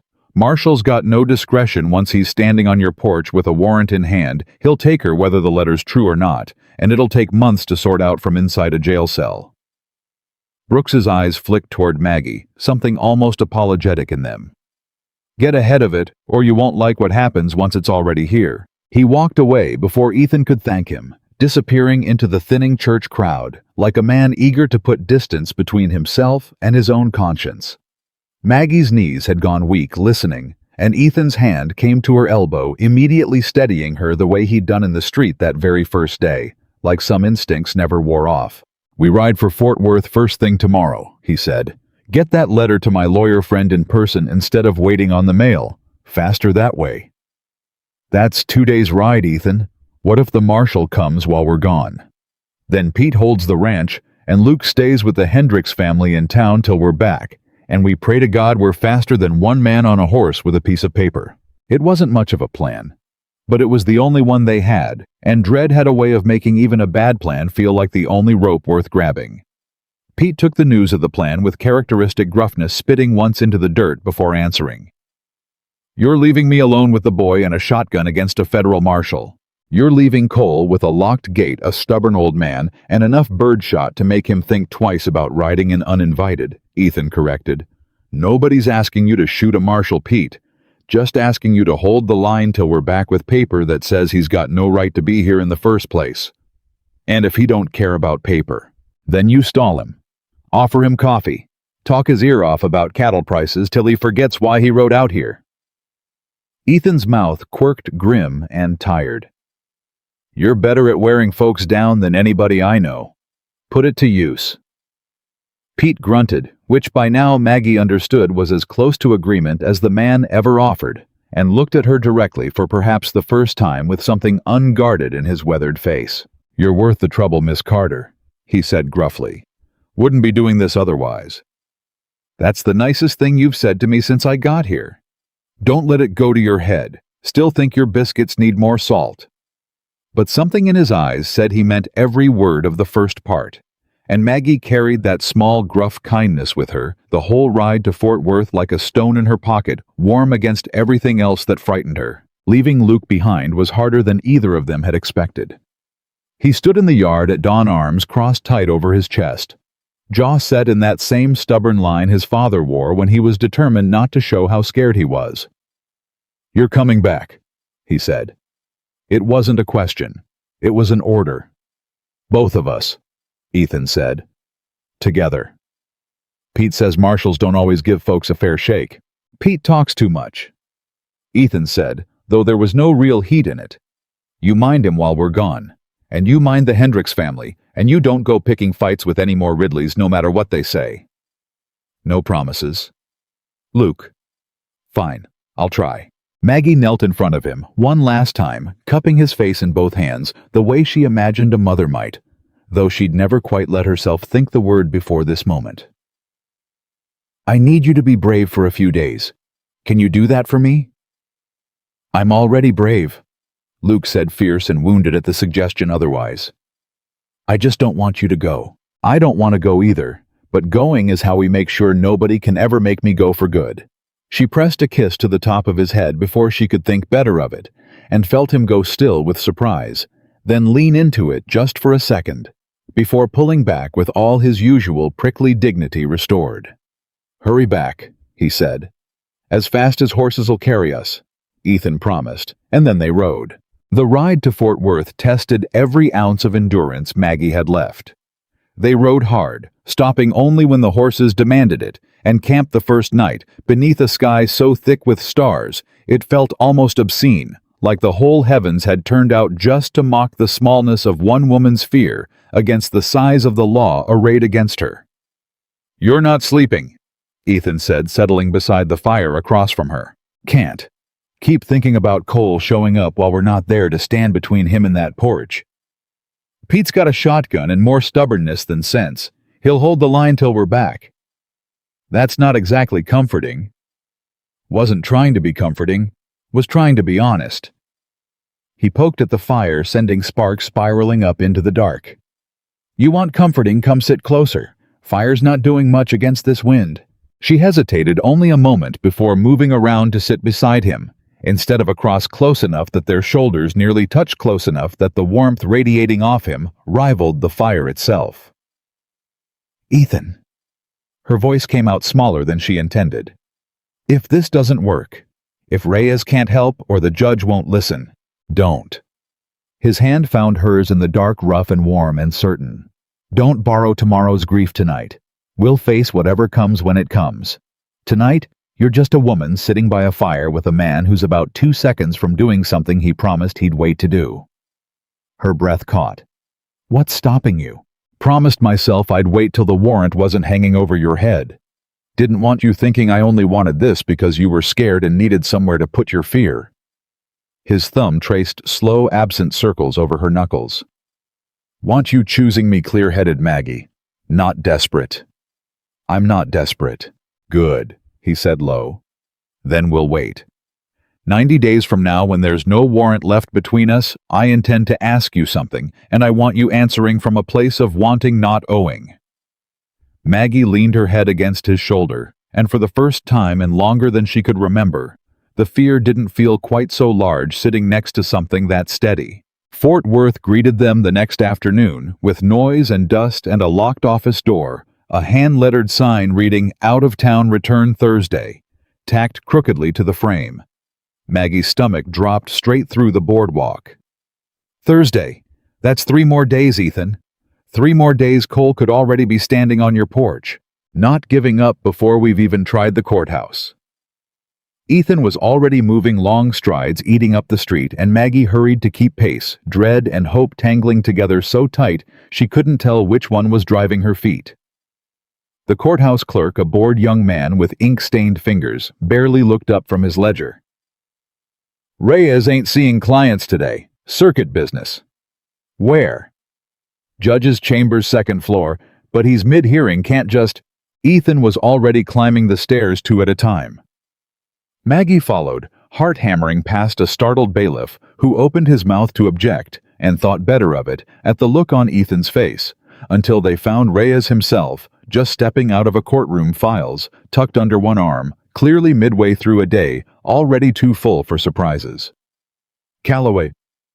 Reyes blinked, taking in the dust and desperation on both their faces. "This better be exactly as urgent as you look. Marshall's coming for her," Ethan said without preamble. "Days, maybe hours. We need that letter in front of a judge before he arrives, or none of it matters." Reyes's expression shifted instantly from irritation to focus, the look of a man who understood exactly how quickly a good case could turn into a lost one if the clock won. "My office.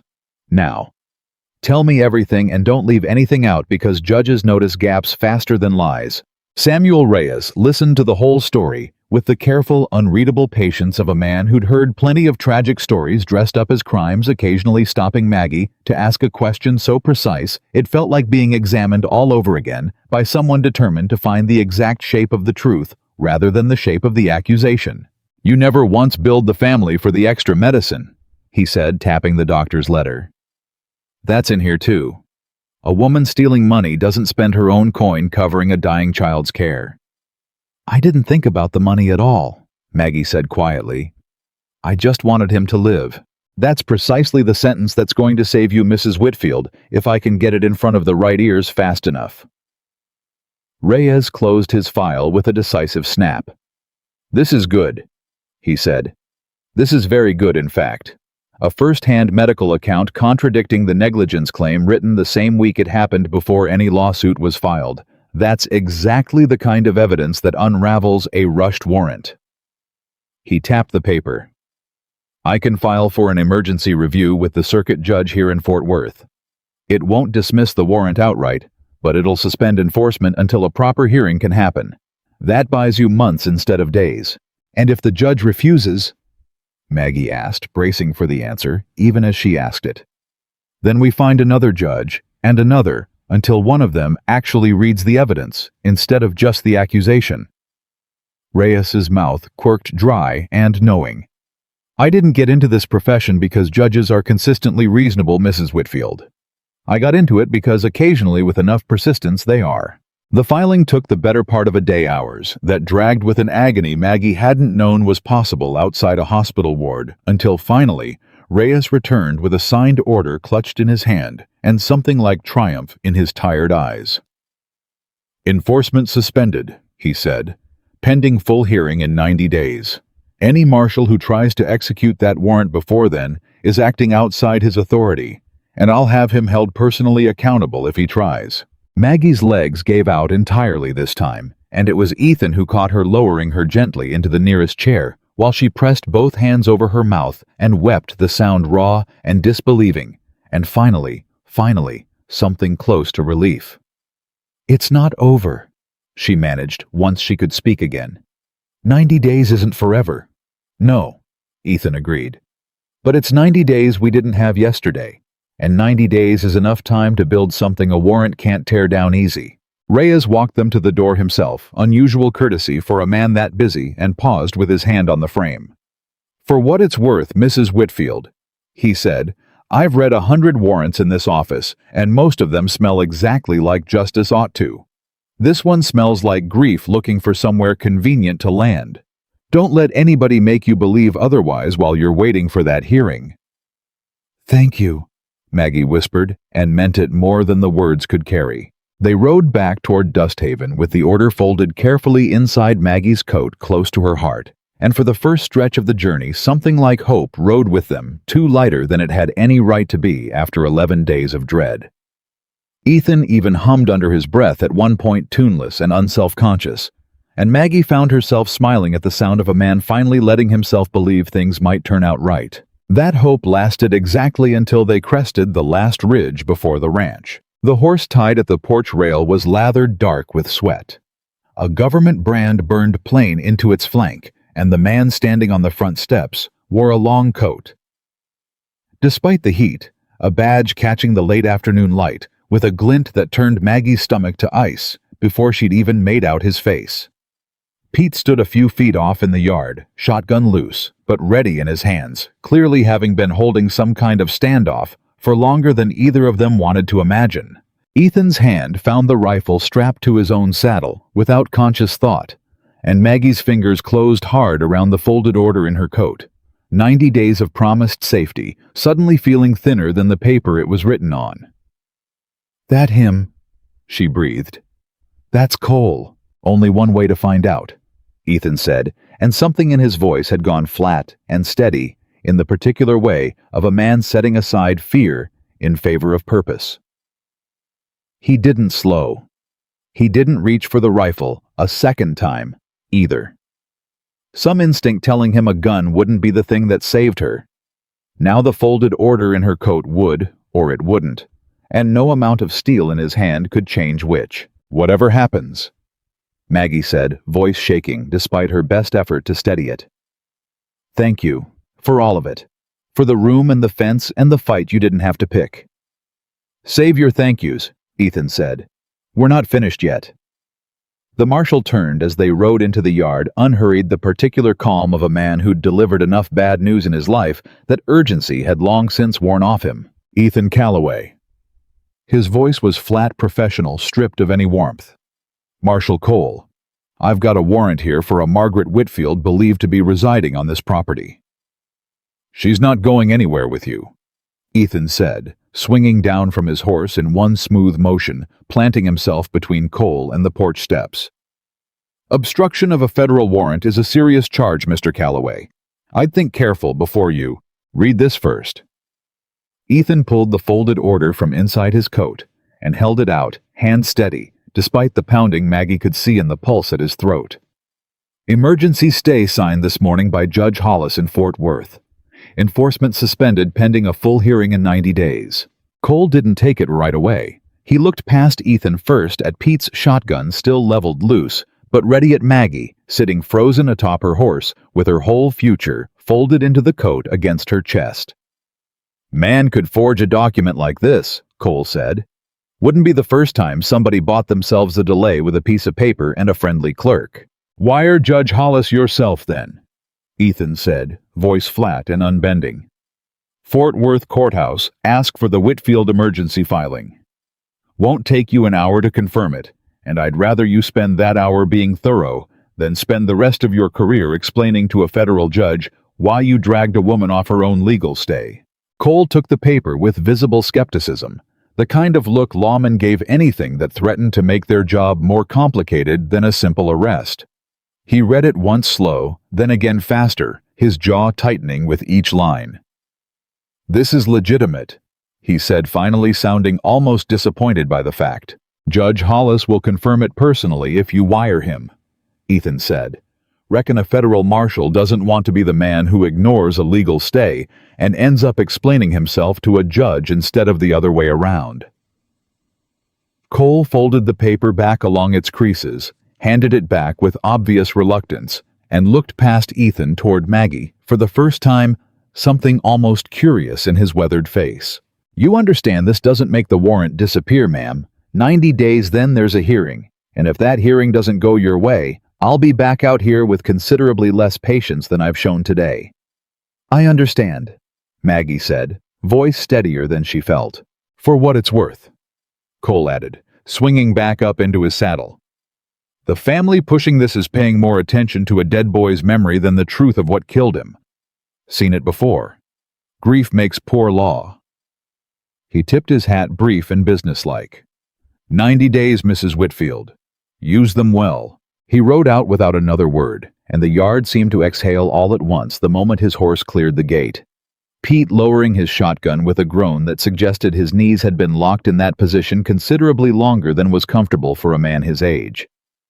"Thought he'd never leave," Pete muttered. "Stood on that porch 2 hours like he owned the place. Offered him coffee 4 times. Man's got no manners." "You held the line," Ethan said, clapping the old man's shoulder. "That's all that mattered." "Held it with my knees screaming the whole while, but I held it." Pete squinted toward the house. "Boy's inside worrying himself sick. Wouldn't eat supper, wouldn't sleep, just sat by that window waiting on you two like a dog waiting on a wagon." Luke came flying out the door before Pete had even finished the sentence, colliding into Maggie's middle so hard she nearly lost her footing for the second time that week, small arms locked fierce and desperate around her waist. "You came back," he said, voice muffled against her dress. "You said you would, and you did." "Told you we would?" Maggie knelt down, cupping the back of his head. 90 days, Luke. We bought ourselves 90 days. "That ain't forever." "No," Ethan agreed, kneeling beside them both. "But it's 90 days more than we had 2 mornings ago, and we're going to use every one of them building something Cole can't tear down when he comes back." "You cried?" Luke said, studying Maggie's face with the unflinching honesty only children seem to possess. "Your eyes are all red." "I cry when I'm happy too, you know. Not just when I'm scared."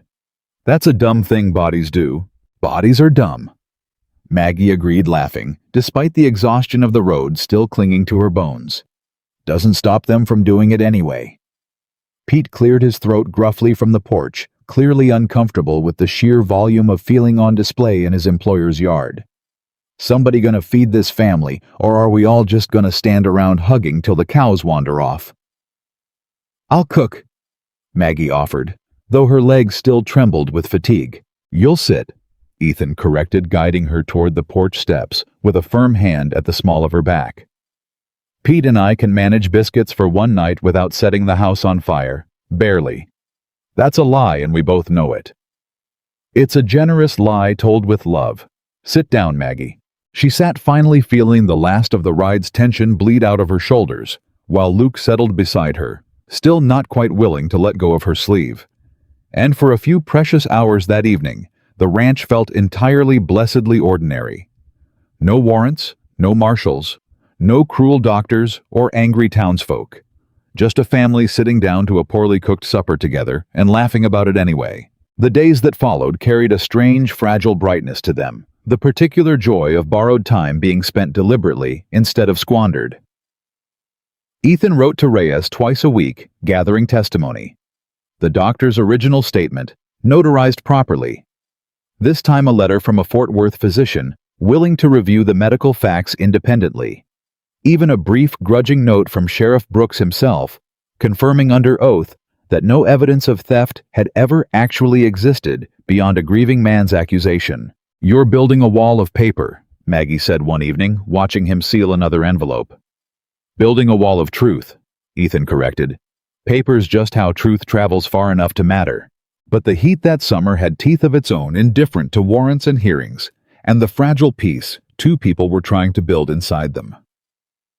July burned into a stretch of days that broke every record the old-timers could recall, the kind of heat that made the air itself feel hostile, that turned the ranch's chores from difficult into dangerous. You shouldn't be out there past noon. Maggie told Luke more than once, watching him insist on hauling water alongside the men, despite the sun sitting brutal and merciless directly overhead. Pa does it. Your pa's a grown man who's done this his whole life. You're 9. I'm not a baby. The same stubborn set to his jaw that had gotten him a split lip over her honor weeks before. Everybody keeps treating me like I can't do nothing since that letter came. I want to help. I want to earn something toward the lawyer bills, same as Pa. Maggie's heart cracked at that, at the fierce, misguided loyalty of a boy who'd decided her fight was his fight, too worth risking his own small body over. You help plenty, she said. You help by staying safe so your Pa and I don't have one more thing to worry about. That's not helping. That's just being small. Luke. I'm going to the well pump, he said, already moving, already gone before she could argue further, and something cold and instinctive settled low in Maggie's stomach, a feeling she'd learned over 6 years of nursing never to ignore. She almost went after him. She almost insisted, pulled rank the way she would have with a patient too stubborn for his own good. But Ethan called her from the barn just then, needing an extra hand with a mare in difficult labor, and the moment passed, and later she would replay that single decision 1,000 times, wondering if 5 more minutes of insistence might have changed everything that came after. The mare's labor took the better part of 2 hours, complicated and exhausting. Maggie's hands buried to the wrist, reaching for a foal positioned wrong, sweat pouring off both her and Ethan in the suffocating heat of the barn's back stall. There, she gasped, finally feeling the small hooves shift into position. There now, push, girl, that's it. The foal came in a rush of fluid and effort, wet and trembling and alive, and Maggie collapsed back against the stall wall with the particular exhausted triumph of every birth she'd ever attended, human or animal. You're something else, Maggie Carter, Ethan said, breathless himself, watching her with an expression that had stopped bothering to hide what it meant weeks ago. Just did what needed doing. Most folks wouldn't know what needed doing. Most folks would have lost that foal and maybe the mare besides. He reached over, brushing a strand of hair back from her sweat-damp forehead, the touch lingering a half-second longer than the task required. I keep thinking Cole's gonna ride back out here one day and take away the best thing that's happened to this ranch in 3 years, and I don't know what I'm supposed to do with that thought except try not to think it too hard. Ethan, where's Luke? The question came sudden, sharp, cutting clean through whatever tender thing had been building between them, some parental instinct firing before conscious thought could catch up. Maggie's stomach dropped. Well pump. He went to the well pump over an hour ago. They were both moving before either finished the sentence out of the barn and into heat so thick it felt solid, calling his name across a yard, gone eerily silent except for the hollow ring of their own voices bouncing back unanswered. Luke. Ethan's voice cracked across the yard, raw with a fear Maggie had only heard from him once before the day the spooked gelding had reared over his son's head. Luke, answer me. Nothing answered but the wind, dry and indifferent, rattling through the dead grass. He wouldn't wander off, Maggie said, half to herself, half pleading with the empty yard to prove her right. He's stubborn, not careless. He'd have stayed at the pump. Then why isn't he answering? They found him at the base of the windmill, collapsed in the dirt beside the pump handle, skin flushed a deep wrong red, breathing shallow and much too fast, unconscious to the sound of his own father shouting his name. Luke! Ethan was on his knees, instantly scooping the boy up against his chest, and Maggie was right behind him, nursing training, overriding the pure animal terror clawing up her throat. Heat stroke, she said, voice gone flat and clinical in the particular way that had saved 100 lives before this one. Get him inside now. Cool water, not cold, cool. We need to bring his temperature down slow or we'll shock his system. They ran for the house, Ethan carrying his son's limp body like it weighed nothing. Maggie already shouting instructions ahead of them. Wet cloths, the washtub, anyone available to fetch more water from the well. Pete appeared from the barn at a dead sprint, taking in the scene in a single horrified glance before disappearing toward the well without needing to be told twice. Inside, they laid Luke on the kitchen table, and Maggie worked with a speed and precision that stripped away every trace of the frightened, humiliated woman who'd once knelt in the Dusthaven dirt, replaced entirely by the nurse who'd once held a man's guts in with her bare hands. His pulse is too fast. Skin's dry, he's stopped sweating. That's bad, that means his body's given up trying to cool itself. She pressed a wet cloth to his neck, his wrists, the insides of his elbows where the blood ran close to the surface. "Ethan, I need you to fan him steady. Don't stop." "Is he gonna?" "Fan him."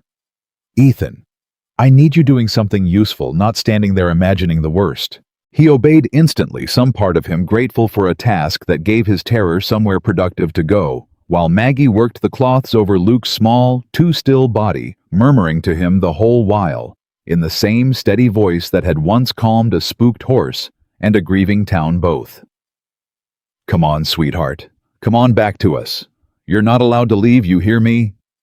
Your pa's not done teaching you to ride, and I'm not done teaching you that dark beans aren't a real seasoning." Luke's eyelids fluttered the barest flicker, and Maggie's heart seized with a hope so sharp it nearly hurt worse than the fear had. "That's it," she coaxed. "That's it, come on." But the flicker passed, and his body went slack again, and his breathing rasped, shallow and wrong, and Maggie's own hands began to shake for the first time since she'd knelt down beside him in the dirt. "He needs a doctor," she said. "A real doctor, someone with ice with proper equipment, more than what we've got here." "Doc Palmer," Ethan said. "I'll ride for him now." "Ethan, I'll ride hard. 20 minutes there, 20 back if his horse cooperates." He pressed a rough kiss to his son's damp forehead, and then to Maggie's temple, quick and fierce and entirely unplanned, before he was gone, boots pounding toward the barn where his fastest horse stood saddled. The 20 minutes stretched into something closer to eternity. Maggie kept working, the cloths kept talking, kept her own panic locked somewhere deep enough that her hands never once stopped being steady, even as everything inside her screamed with a fear too large to hold. Pete hovered in the doorway, useless in the particular way of a man who'd spent his whole life fixing things with his hands and had never learned what to do when the thing broken was a child's failing body. "He gonna make it, Miss Carter?" "I don't know, Pete." The honesty cost her something to say out loud. "I've seen fevers like this break both ways. All I can do is keep him cool and keep talking to him and pray he's got more fight in him than the heat's got poison." Ethan returned in less than the 20 minutes he'd promised, but not with Doc Palmer riding beside him alone, face carved from something desperate and furious at once. "He won't come," Ethan said, breathless boots skidding on the kitchen floor. "Palmer says he's got a full day of patients already and can't spare the ride." "That's a lie?" Maggie said, feeling something cold and murderous rise up beneath her fear. No doctor turns away a dying child over a full appointment book, he said. Ethan's jaw worked hatred plain on his face for what he was about to repeat. "He said he wasn't riding out to the Calloway place, while there's a woman there wanted on a federal warrant, said he didn't want his name tied to whatever trouble's coming for this ranch." The cruelty of it landed like a physical blow, worse somehow than anything Martha or Constance Ridley had ever said to her face, because this time the price of the town's judgment wasn't her humiliation. It was a 9-year-old boy's life hanging in the balance, while grown men calculated their own convenience. "Then we do this ourselves," Maggie said, voice gone hard as iron. "I've brought fevers down before without a doctor standing over my shoulder. I need more cool water, clean cloths, and something to keep his airway clear if he starts to seize. Ethan, I need you steady, not angry. Anger won't cool him down." Ethan's fists unclenched slowly, the fury banking itself down into something usable, and he nodded once sharp. "Tell me what to do." They worked through the worst hour Maggie had ever endured, worse even than the night the Whitfield baby had slipped away, despite everything she'd tried, because this time the boy fighting for his life had wrapped his small arms around her neck and called her brave, and told her nobody would ever hurt her here, and losing him felt like it would tear something out of her chest that could never be replaced. Luke's fever spiked twice more, his small body trembling with a chill that seemed impossible given the raging heat outside. And each time Maggie fought it back with cool cloths and patient, relentless words, refusing to let the panic clawing at her throat slip through into her voice. The second spike turned violent. Without warning, Luke's whole body went rigid, then began to shake, small limbs jerking in a way that made Ethan cry out and lunge forward before Maggie's arm shot out blocking him. "Don't hold him down," she said, voice sharp and urgent. "Turn him on his side, clear anything near his mouth. Don't put anything between his teeth. Just protect his head and let it pass. Maggie, I know what this is, Ethan. Febrile seizure. Terrifying to watch, rarely dangerous on its own if we manage it right. Trust me." Her hands were already moving, turning Luke gently onto his side, cushioning his head, timing the seizure against her own racing pulse. "Come on, baby. Come on through it." The seizure lasted perhaps 30 seconds. It felt like 30 years. Then, it stopped. Luke's body going slack again, breathing ragged but steady. And Maggie allowed herself exactly 2 seconds of shaking relief before pushing back into motion. More cloths, more water, more of the relentless patient fight against a fever trying to take everything from them both. "That can happen again?" Ethan asked, voice hoarse. "It can, which is exactly why we need Ashworth here and why every minute matters." She didn't look up from her work. "I need you steady, Ethan. I know how hard that is right now. I need it anyway." It was during that same stretch of unbearable waiting that hoofbeats thundered into the yard fast and hard, and Sheriff Brooks burst through the door without so much as a knock-out-of-breath hat gone somewhere in his haste. "Heard Palmer refused to ride out," he gasped. "Brought Doc Ashworth from the next county over instead. He's 2 minutes behind me, drove his own buggy hard as it'd go once I told him what was happening." Maggie's eyes stung with sudden, disbelieving gratitude. "Why would you?" "Because I've spent enough of my life doing the convenient thing instead of the right one," Brooks said, still catching his breath. "Wasn't gonna let a boy die because of my own cowardice added to Palmer's. Figured I owed this family that much at least." Doc Ashworth arrived moments later, an older man with steady hands and no interest whatsoever in warrants or rumors, moving immediately to Luke's side with the brisk efficiency of someone who'd treated heatstroke more times than he could count.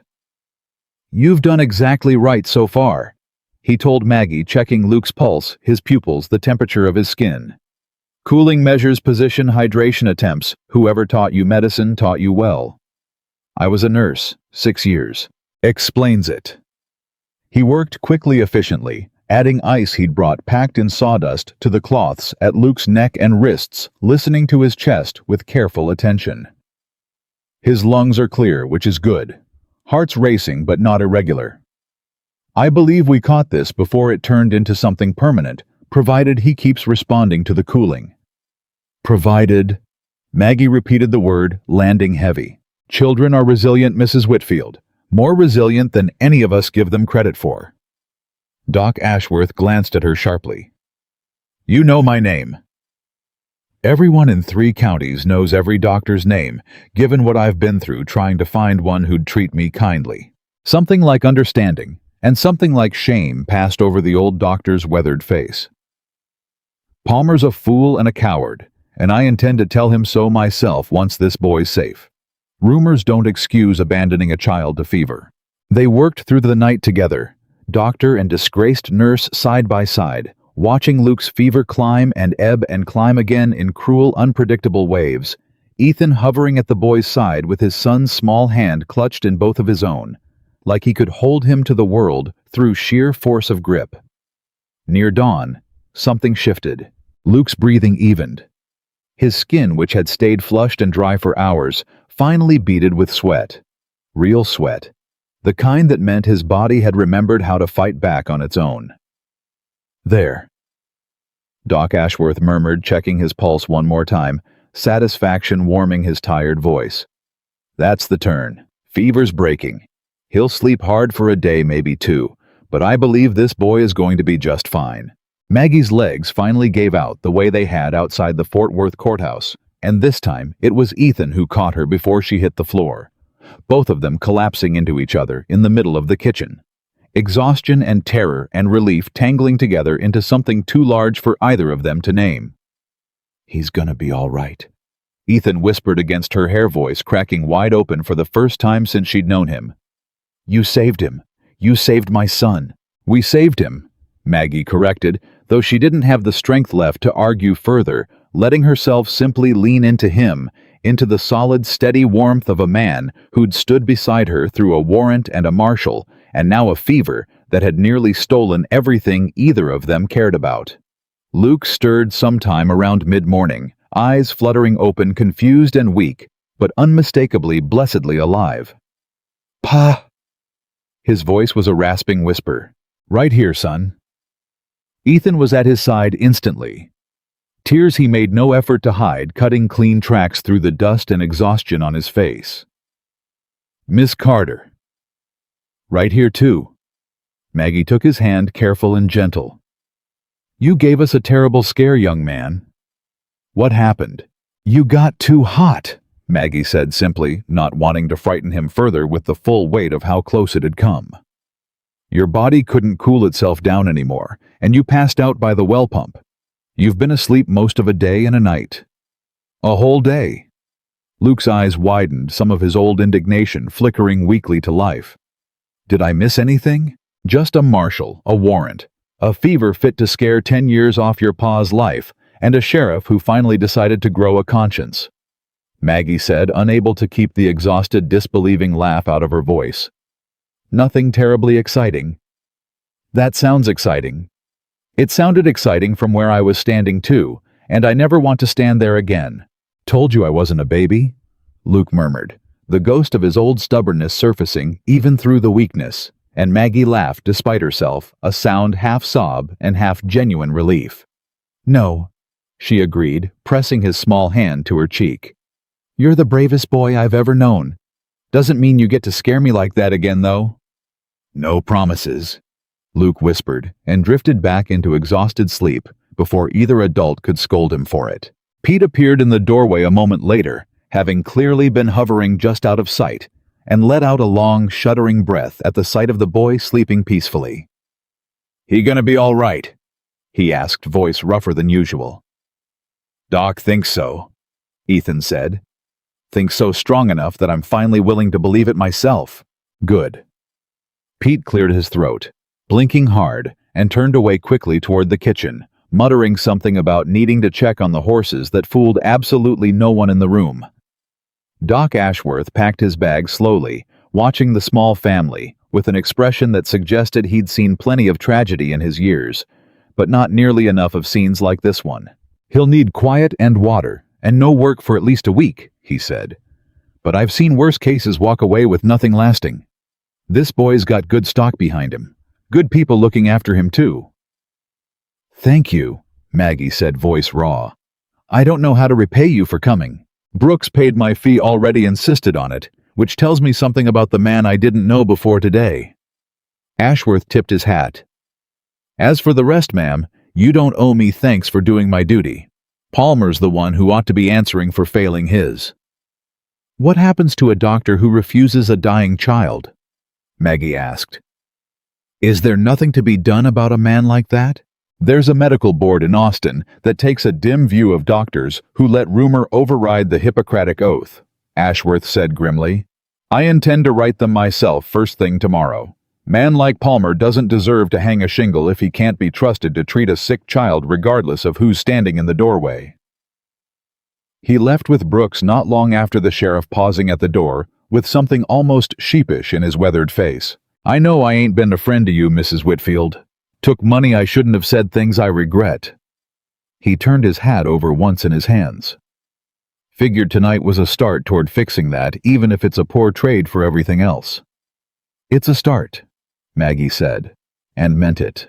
The house fell quiet after they left Pete finally collapsing into a chair by the fire, exhaustion carved into every line of his weathered face, and Ethan sat beside Luke's bed long after the boy had drifted into healing sleep, unwilling to leave his side even for a moment.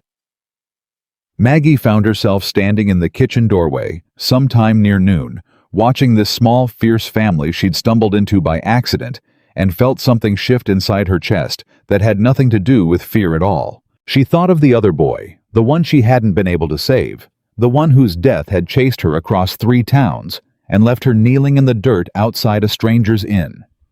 She had spent 4 months believing that failure had marked her permanently proof that she wasn't meant to save the people she loved. But Luke's chest rose and fell steady beneath the quilt alive because she had refused to let the same fear win twice, and something in her finally understood that one tragedy didn't have to be the whole of her story. It could simply be the reason she'd learned to fight harder for the next child who needed her. Ethan looked up, caught her watching, and the exhaustion in his face didn't quite hide the rawness underneath it. "Come here," he said quietly. She crossed the room and sat beside him close enough that their shoulders pressed together, watching Luke's chest rise and fall in slow, healthy rhythm. "I almost lost him," Ethan said, voice barely above a whisper. "And in that same hour, I kept thinking I might lose you too to a warrant that doesn't care what kind of person you actually are. I don't know how a man's supposed to survive being that scared twice in one day." "You survived it," Maggie said softly. "Same as I did." "Barely." He reached for her hand, threading his fingers through hers, with a certainty that had stopped needing permission somewhere in the last desperate hours. "Maggie, I know I said I'd wait till the warrant was settled before I said anything. Said I wanted you choosing me clear-headed, not scared." His voice roughened. "But I nearly lost everything today, and I find I'm not willing to wait 90 more days to tell you that this ranch, this family, none of it means what it means without you standing in the middle of it." Maggie's breath caught every careful wall she'd built over 4 months of running, suddenly feeling impossibly fragile against the weight of what he was saying. "Ethan, you don't have to say anything back," he said quickly. "Wasn't asking for anything tonight except to finally say it out loud. Just wanted you to know whatever Cole decides in 90 days, whatever that hearing brings, I'm not a man who's going anywhere. Not now. Not ever. I've spent 4 months believing I wasn't allowed to want anything this good," Maggie whispered. "Believing wanting it was just setting myself up to lose it again. And now? Now I think I'm tired of running from things just because they might hurt someday. Luke didn't stop loving people just because his mother died. Maybe it's time I stopped punishing myself for the same reason." Ethan's hand tightened around hers, and neither of them said anything more because nothing more needed saying. Outside, the brutal summer heat had finally begun to break with the coming evening. The first hint of a breeze stirring the dry grass beyond the window and inside the small ranch house, with a boy sleeping safe in the next room, and a sheriff's redemption still hanging fresh in the air. Margaret Carter found herself for the first time in longer than she could remember entirely unafraid of what came next. 90 days had a way of both crawling and vanishing at once, and Maggie spent every one of them learning what it meant to build a life instead of merely surviving one. Luke recovered fully within 2 weeks, though he wore the scare of that fever like a badge for months afterward, informing anyone who'd listen that he'd near died of the heat and lived to tell it, embellishing the details a little further each time, until Ethan finally told him to quit terrifying the Hendricks children at Sunday lessons. The town itself began shifting in small, grudging increments. Doc Palmer left Dust Haven entirely once word of the medical board's inquiry reached him, replaced by a younger physician who'd heard the whole story secondhand and made a point of treating Maggie with pointed, almost defiant courtesy whenever their paths crossed. Whitlock's wife started nodding to her in the street, small and reluctant, but real. Even Constance Ridley, weeks after the church confrontation, appeared at the ranch gate one afternoon with a jar of preserves and an expression that suggested the apology cost her more than the fruit had. "Tommy told me what Ethan said," Constance admitted, not quite meeting Maggie's eyes. "About judging not. Been rattling around in my head since." "Took you long enough," Maggie said, though not unkindly accepting the jar.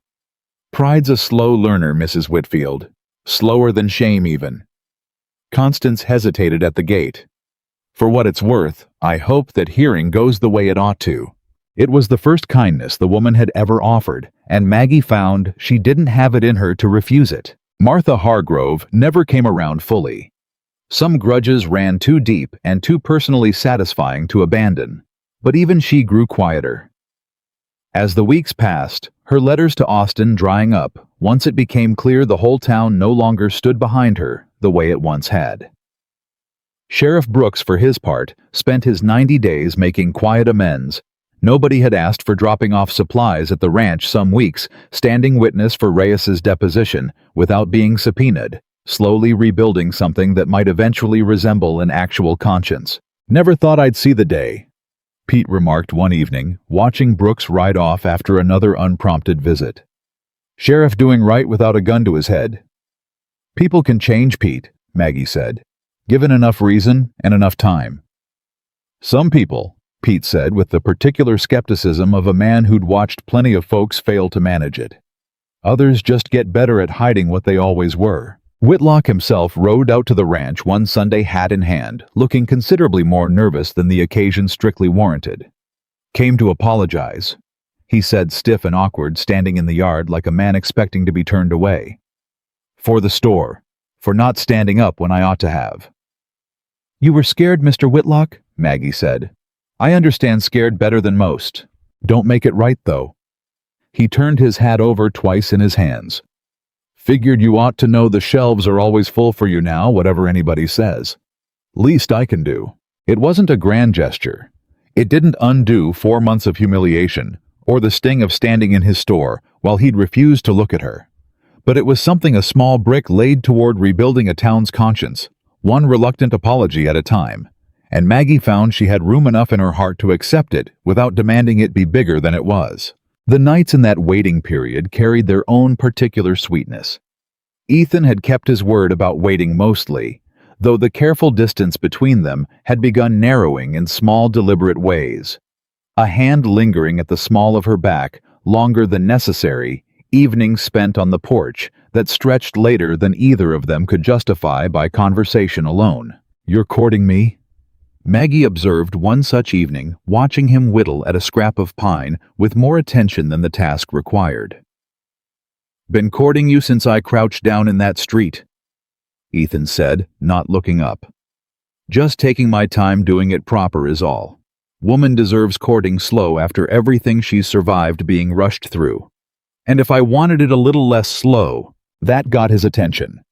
He set the knife down, met her eyes with something warm and searching. "Then I reckon I could be persuaded to speed things along some, within reason." "Within reason?"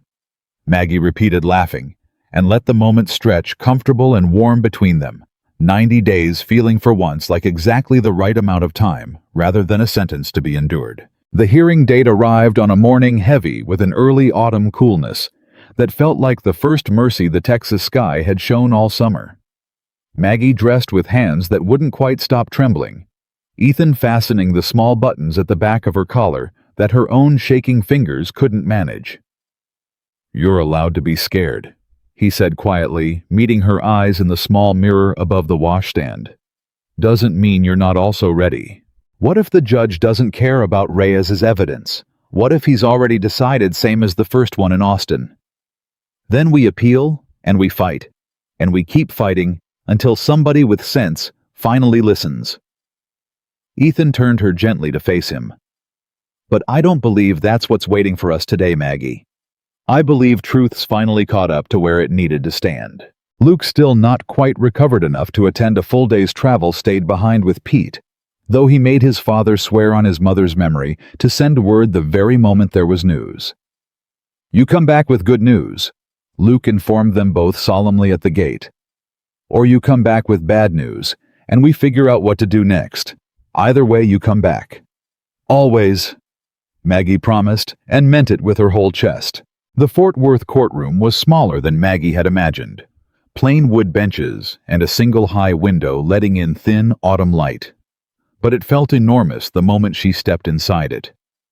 Every eye in the gallery turning to take in the woman whose fate they'd gathered to decide. Reyes met them at the front, calm and composed in a way that steadied Maggie more than she expected. "Judge Averil's presiding," he said quietly. "Fair man from what I've heard. Doesn't like being rushed, doesn't like theatrics. Just wants the facts laid plain." "And the Whitfields?" Sent a lawyer of their own. Man named Coburn, expensive, aggressive, exactly what money buys. Reyes's mouth tightened. But money doesn't rewrite a doctor's letter, Maggie. Remember that whatever Coburn tries today, the proceedings opened with a formality that felt almost cruel in its calm indifference to the terror underneath it. Judge Averill reading the charges aloud in a flat procedural voice. Coburn rising to present the family's case with the polished, practiced sorrow of a man paid well to manufacture sympathy. Your Honor, this is a simple matter of accountability, Coburn began. A child died under this woman's care. The family deserves answers, and the law demands them. The law demands evidence, Counselor, Judge Averill said mildly. Not merely grief dressed up as testimony. Proceed accordingly. The first witness Coburn called was a surprise Maggie hadn't braced for her husband's sister, Eleanor Whitfield. The boy's own mother dressed in unrelenting black, her face carved thin, with a grief that hadn't softened 1 degree in the months since her son's death. Maggie's whole body went rigid at the sight of her. Ethan's hand found hers beneath the table, steady and immediate.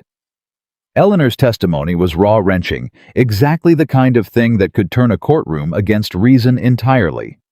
The fever, the desperate nights, the moment her son had stopped breathing, while Maggie's hands were still working over him, useless against a sickness too far advanced to reverse. She was supposed to save him, Eleanor said, voice breaking. That's what nurses do. That's what we trusted her to do. And did the defendant ever refuse treatment, withhold care, demand payment before acting? Coburn asked, guiding her gently. No, she never once asked for a cent. Then why, Mrs. Whitfield, did you file this warrant? Eleanor's composure cracked fully, then tears spilling freely down her thin face. Because somebody had to answer for it. Because I couldn't bear the thought that my boy just died and nobody was responsible, that it was simply fate or God or bad luck. I needed it to be somebody's fault. I needed it to not just be nothing. The courtroom went utterly silent. Maggie felt her own eyes burn grief and understanding tangling together in a way she hadn't expected to feel toward the woman who'd hunted her across 3 towns. Reyes rose for cross-examination, gentle but precise. Mrs. Whitfield, in the weeks after your son's death, did you ever review the medical notes Mrs. Whitfield, the defendant, left with your family physician? I couldn't bring myself to. Reading them felt like reliving it. So your warrant was filed based on grief alone, not on any specific evidence of wrongdoing. Eleanor faltered. I suppose that's true. No further questions, Your Honor. Reyes sat, and something in the room had shifted, subtle but unmistakable sympathy and suspicion, both realigning themselves around a new understanding of what had actually driven this warrant into existence. Coburn rose again, undeterred, circling toward Eleanor with the practiced patience of a man unwilling to let a good witness slip away from him without a fight. Mrs. Whitfield, isn't it true the defendant left your household abruptly the very night your son passed? Yes, Eleanor admitted. She did. Doesn't that suggest guilt, Your Honor? An innocent woman stays, a guilty one runs. Objection, Reyes said, rising smoothly. Counsel is inviting speculation about my client's state of mind rather than establishing fact. Sustained, Judge Averill said. Rephrase or move on, Mr. Coburn. Coburn's jaw tightened, but he pressed forward anyway. Why did you leave that night, Mrs. Whitfield, if not from guilt? Maggie's own voice answered, before Reyes could object again, rising unbidden from where she sat, steadier than she expected. Because I'd just watched a child die in my arms after doing everything I knew how to do. Your Honor, and his own mother was screaming that I'd killed him not 10 minutes after his last breath. I left because staying meant being blamed for a grief too big for anyone to carry rightly, and I didn't yet know how to carry it myself, let alone hold hers too. The courtroom went very still. Judge Averill studied her for a long moment, something unreadable, but not unkind, passing over his face. That answer will stand, he said. Continue, Mr. Coburn, if you have further questions that don't simply repeat ground already covered. Coburn, visibly rattled by a witness answering out of turn and landing harder than his own carefully rehearsed questions, retreated to his table, with considerably less confidence than he'd arrived with. The doctor's letter came next, entered formally into evidence, read aloud in its entirety by the court clerk in a flat official voice that somehow made its content land even harder. The fever's timeline, the medicine bought at Maggie's own expense, the 2-hour ride through darkness to fetch more when the boy had taken his final turn. This letter, Judge Averill said when the clerk finished, was written the same week the child died. Is that correct, Mr. Reyes? It is, Your Honor. Before any lawsuit, before any accusation had been formally raised.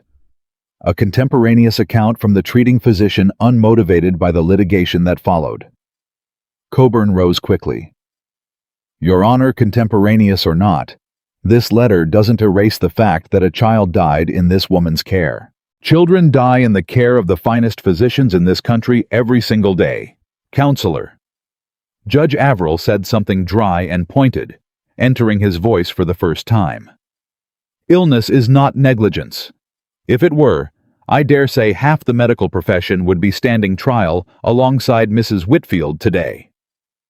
Ethan's grip on Maggie's hand tightened, and she allowed herself for the first time since walking into that courtroom the barest flicker of real hope. Reyes called his final witness, Fort Worth's own Dr. Ashworth, brought in specifically to review the medical facts independently. His testimony calm and methodical in a way that carried enormous weight, precisely because it carried no emotion at all. Based on the documented timeline, Ashworth said, the child's fever had already progressed to a critical stage before Mrs. Whitfield was ever summoned. No intervention available to rural medicine in that era, in my professional opinion, could have reliably saved him. What she did instead was mitigate suffering, extend what time remained, and spend her own resources attempting the impossible. That is not negligence, Your Honor. That is devotion in the face of an unwinnable fight. The courtroom held its breath through the long silence that followed Judge Averill studying his notes with the unhurried patience of a man who understood exactly how much weight his next words carried. This court finds insufficient evidence to sustain a charge of negligence, he said finally. The warrant against Margaret Whitfield is dismissed with prejudice and shall not be refiled on the same grounds by any party in this or any other jurisdiction. The words landed like something physical, like air finally rushing back into lungs that had forgotten how to breathe properly. Maggie's whole body sagged forward, a sob tearing loose from somewhere she hadn't known. Still held that much grief, and Ethan's arms came around her immediately. Solid and certain, holding her together through the sudden collapse of 4 months of terror all releasing at once. It's over, he whispered against her hair. Maggie, it's over. It's over, she repeated, disbelieving the words, feeling foreign and impossible in her mouth after so long spent bracing for the opposite. Eleanor Whitfield approached them hesitantly as the courtroom emptied, grief and something like shame, both etched plain across her thin face. I owe you an apology, she said quietly. A poor one given everything it's cost you, but an apology all the same. You lost your son, Maggie said, and found to her own surprise that she meant the gentleness in her voice. I understand needing somewhere to put that kind of pain. I hope someday you find a better place to put it than blame. Eleanor's eyes filled again, but she nodded and turned and walked out of the courtroom carrying a grief that would likely never fully leave her, but perhaps now, without the added weight of a lie, she no longer needed to defend. The ride back to Dusthaven felt entirely different from every ride that had come before it. Lighter, freer, the autumn air carrying none of the suffocating dread that had once accompanied every mile toward that small, cruel town. They stopped in town before heading home, Ethan insisting on it, despite Maggie's exhaustion needing supplies and needing. He admitted to walk down that main street one more time with his head held high beside the woman the whole town had once tried to break. Word of the dismissal had somehow already outrun them, the particular speed with which news traveled in a place with little else to occupy its gossip. Faces turned as they walked the boardwalk, and this time the whispers carried a different weight, not vicious anticipation, but something closer to grudging recalculation. A town quietly rearranging its opinion of a woman it had judged too quickly and too cruelly. Whitlock came out from behind his counter without being asked, meeting Maggie at the door with an expression scrubbed clean of its old nervousness. Heard the news, Mrs. Whitfield. Or Calloway, I suppose it'll be soon enough if the rumors going round are anything to trust. News travels faster than truth in this town, Mr. Whitlock. Always has. Fair point. He almost smiled. Glad it landed the right way all the same. They passed the Hargrove Inn on the way out, and Martha stood in the window watching them go. Her face unreadable, unwilling to offer congratulations, she clearly didn't feel, but equally unwilling this time, to shout anything cruel enough to carry across the street.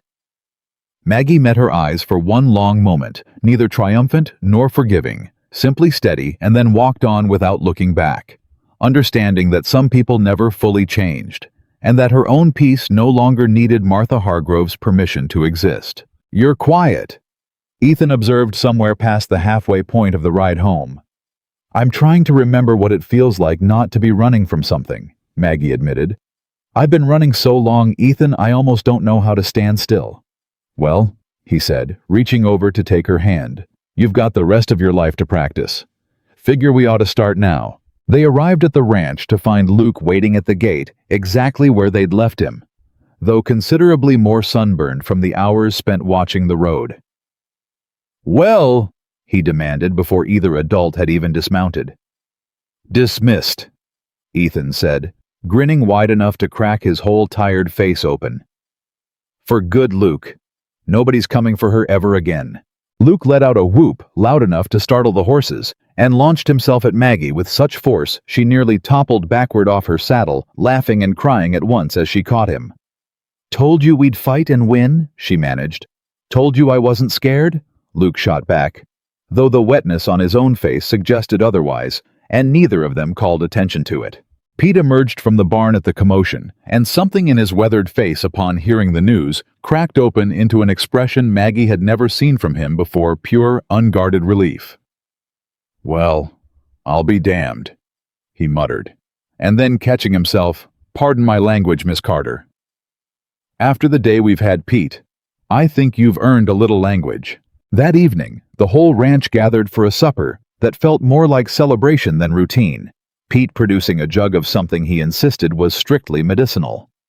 Luke recounting the day's news to anyone who'd listen with increasingly dramatic embellishment, and Ethan watching Maggie across the table with an expression that promised something neither of them had spoken aloud yet. It was after Luke had finally been coaxed to bed exhausted from excitement, and Pete had wandered off toward his own quarters, humming something tuneless and content, that Ethan found her on the porch, watching the last light bleed out of a sky gone soft and orange over the hills. "Told you once," he said, settling beside her, "that when there wasn't a warrant left between us, I intended to ask you something." Maggie's heart, which she'd thought entirely emptied out by the day's relief, found room for a fresh surge of feeling entirely. "I remember. There's no warrant left between us now." "No," she agreed, voice barely steady. "There isn't. You still scared of wanting something good, I mean, same as you were sitting by that fire on the road to Fort Worth." Maggie considered this question honestly, turning it over the way she turned over everything that mattered. "Some. Old fears don't leave all at once, Ethan. But I've spent tonight watching a judge dismiss 4 months of somebody else's grief mislabeled as my crime, and watching Luke run at me full speed the second he heard the news, and I think I've finally got more reasons to stay than reasons to run." "Good," Ethan said low. "Because I've been carrying something in my coat for 3 weeks now, waiting on exactly this moment to stop being scared of." Ethan reached into his coat, and for one wild, disbelieving moment, Maggie thought he might actually produce a ring, but instead, he withdrew a small, worn photograph, his late wife, young and smiling, holding an infant Luke. "I've kept this in my coat 3 years, he said quietly. "Never showed it to anybody. Figured carrying her memory close was the only way I knew how to keep loving Luke's mother, without letting go of him too fast." He turned the photograph over in his hands. "I'm not putting this away because I've stopped loving her, Maggie. I'm putting it away because I've found room in this heart of mine for both things at once, loving what I lost and loving what I've found since." He tucked the photograph carefully into his breast pocket close to his heart, but no longer standing guard over the space beside it, and turned to face her fully. "Margaret Carter," he said, and something in the formal weight of her full name made her breath catch. "I've watched you stop a spooked horse, with nothing but your voice, stand up in a church full of people who wanted you broken. Ride 2 hard days to fight for your own freedom, and fight through a night that nearly took my son from me with a steadiness I've never seen matched by anybody, doctor or otherwise. I don't need 90 more days or 90 more trials to know exactly what I want standing beside me for the rest of my life. Would you do me the honor of becoming my wife?" Maggie's answer came out as half laugh, half sob, entirely certain. "Yes, Ethan Calloway, yes." He kissed her, then soft and searching and long overdue, the particular kiss of two people who'd waited through fear and fever and warrants to finally arrive somewhere safe enough to want each other without reservation. And when they finally broke apart, Maggie found herself laughing giddy and disbelieving at the sheer impossible turn her life had taken since the day she'd knelt in the Dusthaven dirt with nothing left to her name but a suitcase and a stranger's unexpected kindness. "Luke's going to have opinions about this," she said, still catching her breath. "Luke's going to be insufferable about it," Ethan corrected, grinning. "Already been asking when I'd get around to it, matter of fact. Boy's got no patience whatsoever." They told him the next morning, and true to his father's prediction, Luke received the news with the particular smugness of a child convinced he'd orchestrated the entire romance himself. "Finally," he said, arms crossed, surveying them both with immense satisfaction. "Took you too long enough. I was starting to think I'd have to do it myself." "You had nothing to do with this," Ethan said, though he was laughing.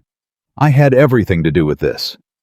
Who do you think kept telling her I wasn't scared, and kept telling you she was staying? Somebody had to keep this whole thing moving." "He's not wrong," Maggie admitted, pulling the boy into a hug he only pretended to resist. "You were the bravest one of all of us, Luke Calloway. Don't think I've forgotten that." Pete received the news with rather less ceremony, grunting once over his coffee and continuing to eat as though Ethan had merely announced a change in the weather. "About time," he said finally, not looking up. "Man's been mooning over that woman since the day he crouched down in the Dusthaven dirt. Whole ranch has been waiting on him to work up the nerve." "You could sound a little more pleased about it, Pete." "I'm pleased plenty. Just don't see the sense in making a fuss over something that's been obvious to everybody but the two of you for months." But he raised his coffee cup in something close to a toast, and the corner of his weathered mouth twitched upward in a way Maggie had learned by now to recognize as genuine warmth. The wedding took place 3 weeks later, small and simple, held at the ranch itself, rather than the church that had once turned its congregations back on her. Pete stood as witness, gruff and visibly emotional in a way he tried and failed to hide. Sheriff Brooks attended, uninvited to any obligation beyond his own conscience, standing quietly at the back with his hat in his hands. Even Constance Ridley came, bringing another jar of preserves and an expression of genuine, hard-won goodwill. Martha Hargrove did not attend, and nobody at the ranch particularly missed her absence. Doc Ashworth rode in from the next county specifically for the occasion, declaring it the finest excuse he'd had all year to leave his practice for an afternoon, and Reyes sent a letter from Fort Worth wishing them well, along with a formal copy of the dismissed warrant framed, which Ethan hung in the front hall, as a reminder of exactly how hard-won this particular happiness had been. Luke stood beside his father throughout the small ceremony, solemn and proud in his one good shirt, and when the preacher, a traveling minister who held no allegiance to Dusthaven's particular cruelties, asked if anyone objected to the union, Luke spoke up before anyone else could. "Nobody objects," he announced firmly. "Already checked with everybody who matters." The small gathering laughed, and Maggie found herself laughing too, tears blurring her vision as she looked at the boy who'd once told her nobody would hurt her here, and had spent every day since proving himself right. Ethan took her hands, and the vows they exchanged were simple, unadorned, exactly the kind of promise two people build after surviving something together, rather than merely falling into something easy. "I promise you a home that won't ever throw you back into the dust," Ethan said, voice thick. "I promise you a spare room that finally permanently belongs to somebody who needed it. And I promise you a life where nobody ever again gets to decide who you are before you've had the chance to show them. I promise you." Maggie said that I'll never run again. Not from you, not from this ranch, not from whatever comes next. I've spent 4 months believing I wasn't allowed to want good things. You taught me otherwise, one fence post and one splinter and one impossible kindness at a time. The preacher pronounced them husband and wife, and pronounced it with a warmth that suggested he'd meant every word of the ceremony, rather than simply performing it. And for a moment, nobody moved. The whole small gathering suspended in the particular hush that follows a promise finally fully kept. They were pronounced husband and wife, beneath a sky finally cooling toward autumn, the brutal heat of that terrible summer fully broken at last, and the small gathering erupted into applause, and Pete's tuneless, enthusiastic whooping loud enough to startle every horse tied at the fence. At the small supper afterward, crowded around a table dragged outside to fit everyone. Luke stood on his chair without warning, clearly having rehearsed something, and equally clearly determined to deliver it, whether anyone had asked him to or not. "I want to say something," he announced, and the table quieted, amused and indulgent. "Go on then," Ethan said, fighting a smile. "When she first came here, everybody in town said she was trouble. Said Pa was crazy for bringing her home." Luke's chin lifted defiant even now. "But she stopped a horse from trampling me, and she fixed my hand, and she stayed up all night when I got sick, even though a warrant was hunting her the whole time, and she never once left, even though she had every reason to run like she'd been running for months before she got here." He looked at Maggie, something fierce and open on his young face. "I don't remember my ma real good anymore. But I think she'd have liked you. I think she'd have said you were exactly the kind of person worth keeping." The table went silent, and Maggie pressed a hand to her mouth, unable to hold back the tears that came fast and unguarded. "That's the finest toast I've ever heard, and I've heard a great many," Doc Ashworth said gruffly, raising his glass, and the whole table followed suit glasses lifted toward a boy who'd fought harder for this family than anyone twice his age. Ethan pulled his son down off the chair into a rough, one-armed embrace. "Proud of you, Luke Calloway. Prouder than I know how to say." "You're supposed to say it anyway," Luke informed him. "Ma always said feelings don't count if you don't say them out loud." "Your ma was right about a great many things," Ethan said, voice rough. "I'm proud of you, out loud and forever."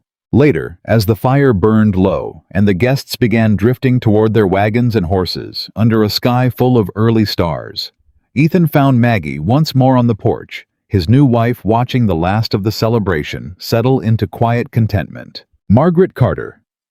Margaret Calloway now understood with complete and unshakable certainty that every door slammed in her face across 3 towns and 4 desperate months had only ever been leading her here to this porch.